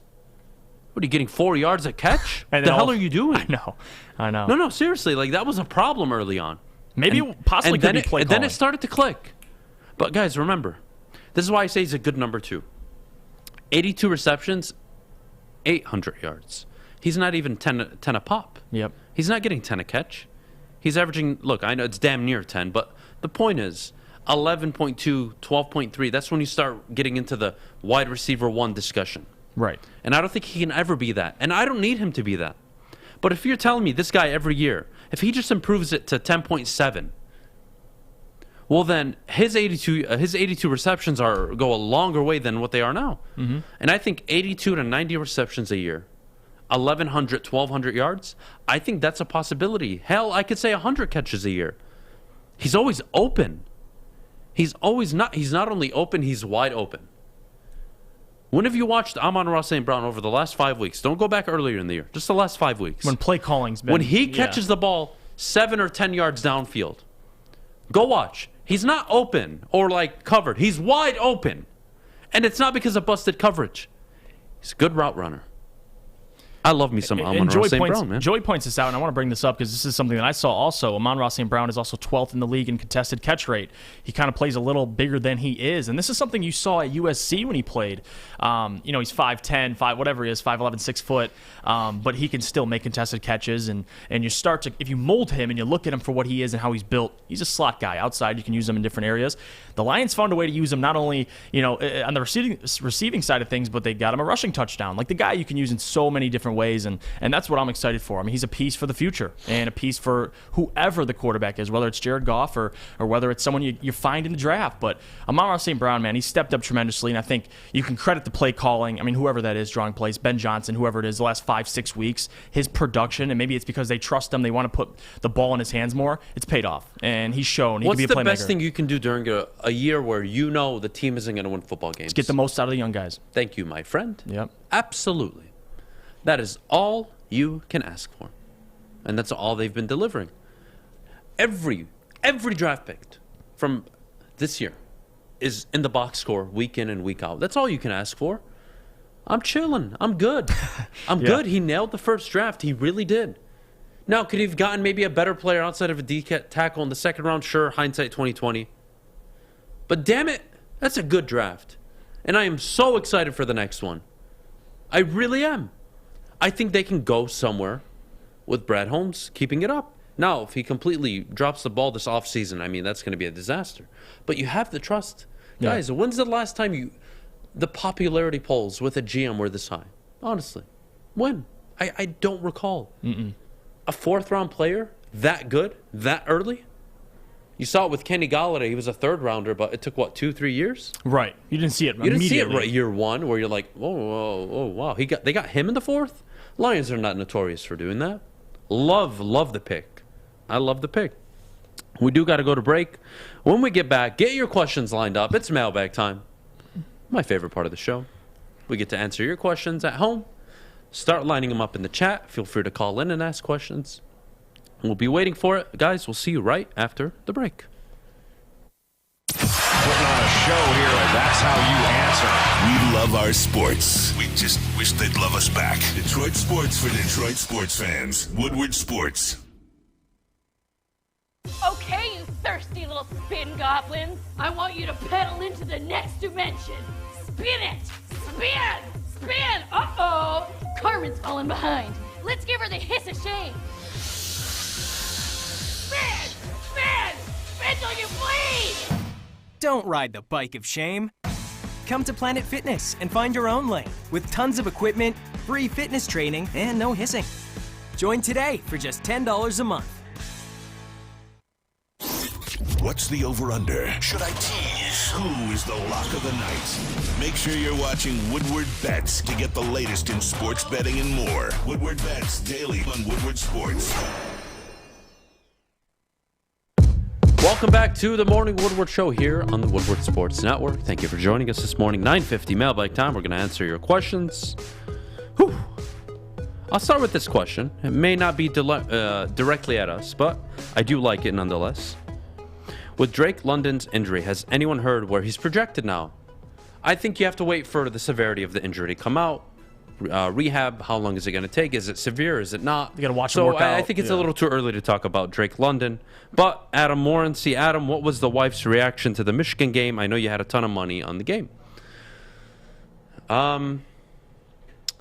What's the way I describe this? It wasn't good. My wife did not have a good reaction to it, but she's a good sport. That. Oh, okay. She supports me good and bad. Nice. Because you've won money. She watched me win on Michigan State all year. Yeah. I won so much money all year. The money I lost on Friday, it's all good. I won more than that all year. Yeah. So I'm good. I'm chilling. But it did hurt. Michigan did break my heart a little bit with that loss. It hurt the bank a little bit, but yes, Fish. Did that ruin your New Year's? No, it did not. Okay. Because I don't remember my New Year's. Well, I had too good of a time. Okay, maybe you're the wrong person. I had too good of a time. Jeff, were you rooting for Michigan? Did that ruin your New Year's? I was out, which I was kind of bummed about it. I wish, especially Michigan and Georgia, they played New Year's Day, but nonetheless, I was out. I was checking the score and I was upset. After checking the first quarter, yeah, you're out, you're pissed off. But I was more concerned about my Adam over here, because not only just him, I told my buddies as well, and like, who should I bet on? I'm like, go Georgia, go Michigan. It's the money line's too nice. At least bet them to cover, and a lot of guys did that. It didn't work out as well. So not a lot, like most people did. Yeah, no, a lot of people did, and it screwed them. You see Michigan at plus 220, and as a betting man, I mean, listen. I don't know. It didn't go as well, but at the end of the day, Georgia, way better all around. And by the way, they're favored in the championship game, so a lot of people are going to be putting money on Alabama. Yeah, and that's 2.5. And I cannot wait to get into those discussions, Fish, because I was having this discussion with a friend the other day, and I still, listen, I picked Alabama to win against Georgia in the first place, but the second game's interesting, because you got the motivation, you got all this stuff riding behind them, but it is Alabama. And it's in Indy, so they're pointing up north. You're absolutely right. Let me see. I want to answer one of these questions. I saw, what Detroit GM coaching duo do you trust more right now? And I think that's a great question. As of right now, I mean, if you got to put trust in somebody, it's clearly the Red Wings. It's Yzerman. Say what you want about Blashill, but I think that's the GM that has shown me the most to be able to trust him. Now, you look at the coach and maybe you have questions, but Yzerman carries both of those categories for me. I'll trust the Red Wings. Let's see. Is WSN going to release an NFT product in 2022? Listen, NFTs, I'm not the person to ask about it. You know about NFTs, right, Fish? I am aware of NFTs, What are your thoughts on them? Like, seriously.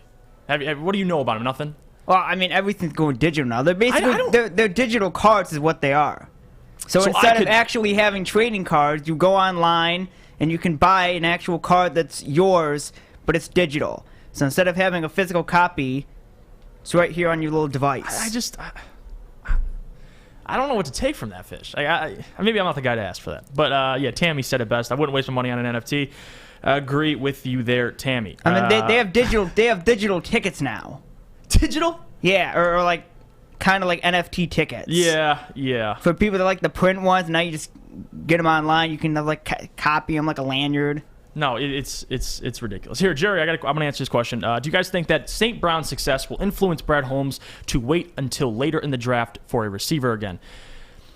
Well, and it's an interesting question. I think there's a lot of things that Brad Holmes could do, especially this year. Do you take a receiver with that Rams pick, or do you wait? I mean, you have another pick right after that in the second round. I don't see a scenario where the Lions wait until past that second round pick to select a wide receiver. Now, there might be depth. But if you're able to get, someone that's an immediate impact, the kid out of Penn State, or you have, even the kid out of the Pitt, you saw the other day play. There's tons of options, next year, especially for him. But I would wait, man. I think, listen, a receiver is a need, and that's something you probably should take, considering, your second Rams pick. You might find a Garrett Wilson. Maybe you find a Chris Olave. Those guys might be gone, but there's going to be someone available. So I would take it in the second first-round pick. Speakeasy said, I'll make you one, Jeff. Please do. I don't know. I've seen so many. I don't get the difference. I see NFTs, and I see the monkey. I see there's monkey people that are like turning into monkeys, and that's like an NFT, or there's just NFTs of different things. I don't get it. I hate crypto. I hate NFTs. I see a lot of those in the comments. It's anything you want, just digital. I could care less. Instead of having a physical card, you just go digital now. Digital. That's all it is. I am in my 20s, and I still don't believe in. I don't get digital everything. Like I really don't. Maybe I'm just, like money's digital now. Instead, back in the day, you'd have to pass out money if people wanted money. Now you just go, "Hey Jeff, you want some money?" Boop, send. There's your money. I guess it really is that easy. I mean, all right, we need some more questions up in here.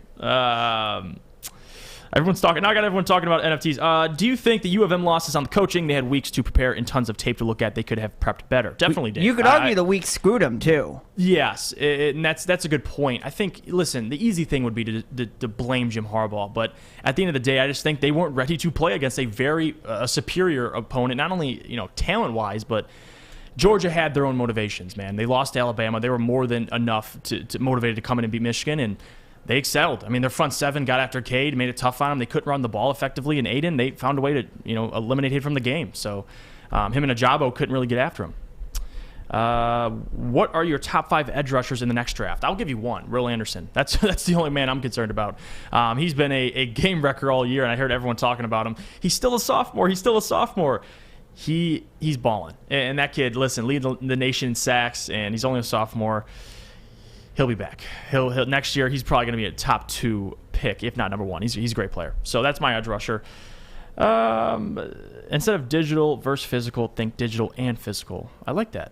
It's a good way to look at it.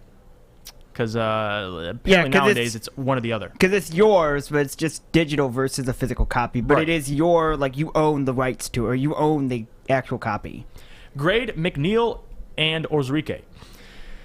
Well, I think there's definitely been tough stretches between these guys, especially yesterday against the Seattle Seahawks, ran the ball down their throat. But I would give them.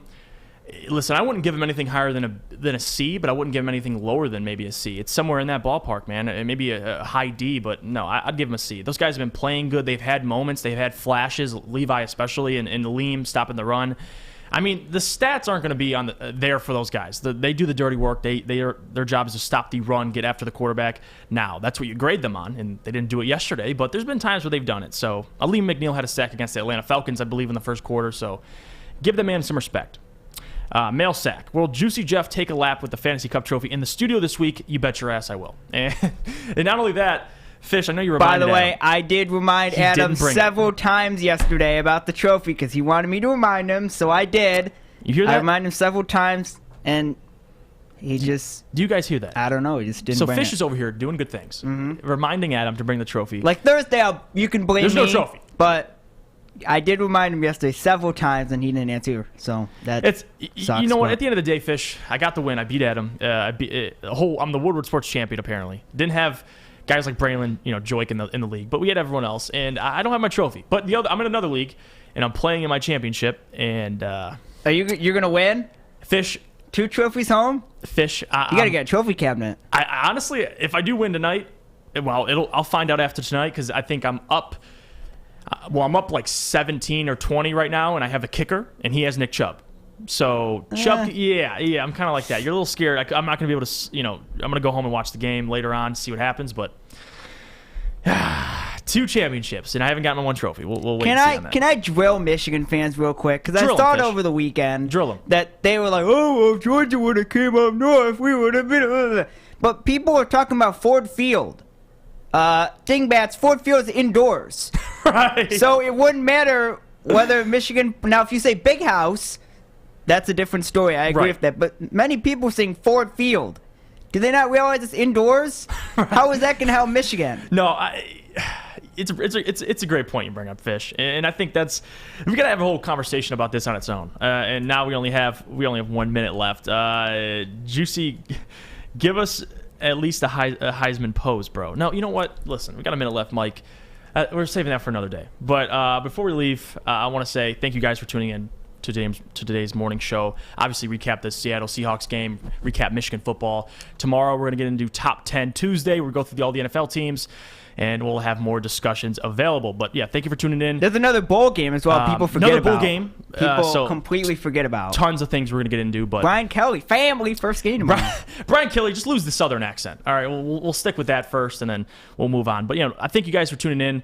Adam had to go mine tend to some business, but it's been great answering some questions with you. But I am Jeff. I will see you guys tomorrow. And Big thank D you guys. Energy, Neo, D-Mac, and Energy. Terry Foster today. Terry Foster. So Stories Neil, with T. Foster. Big D Energy on at 11. Tune into it. You got Bottom Line on 2 to 4. Thank you guys for tuning in. This has been the Morning Woodward Show on the Woodward Sports Network.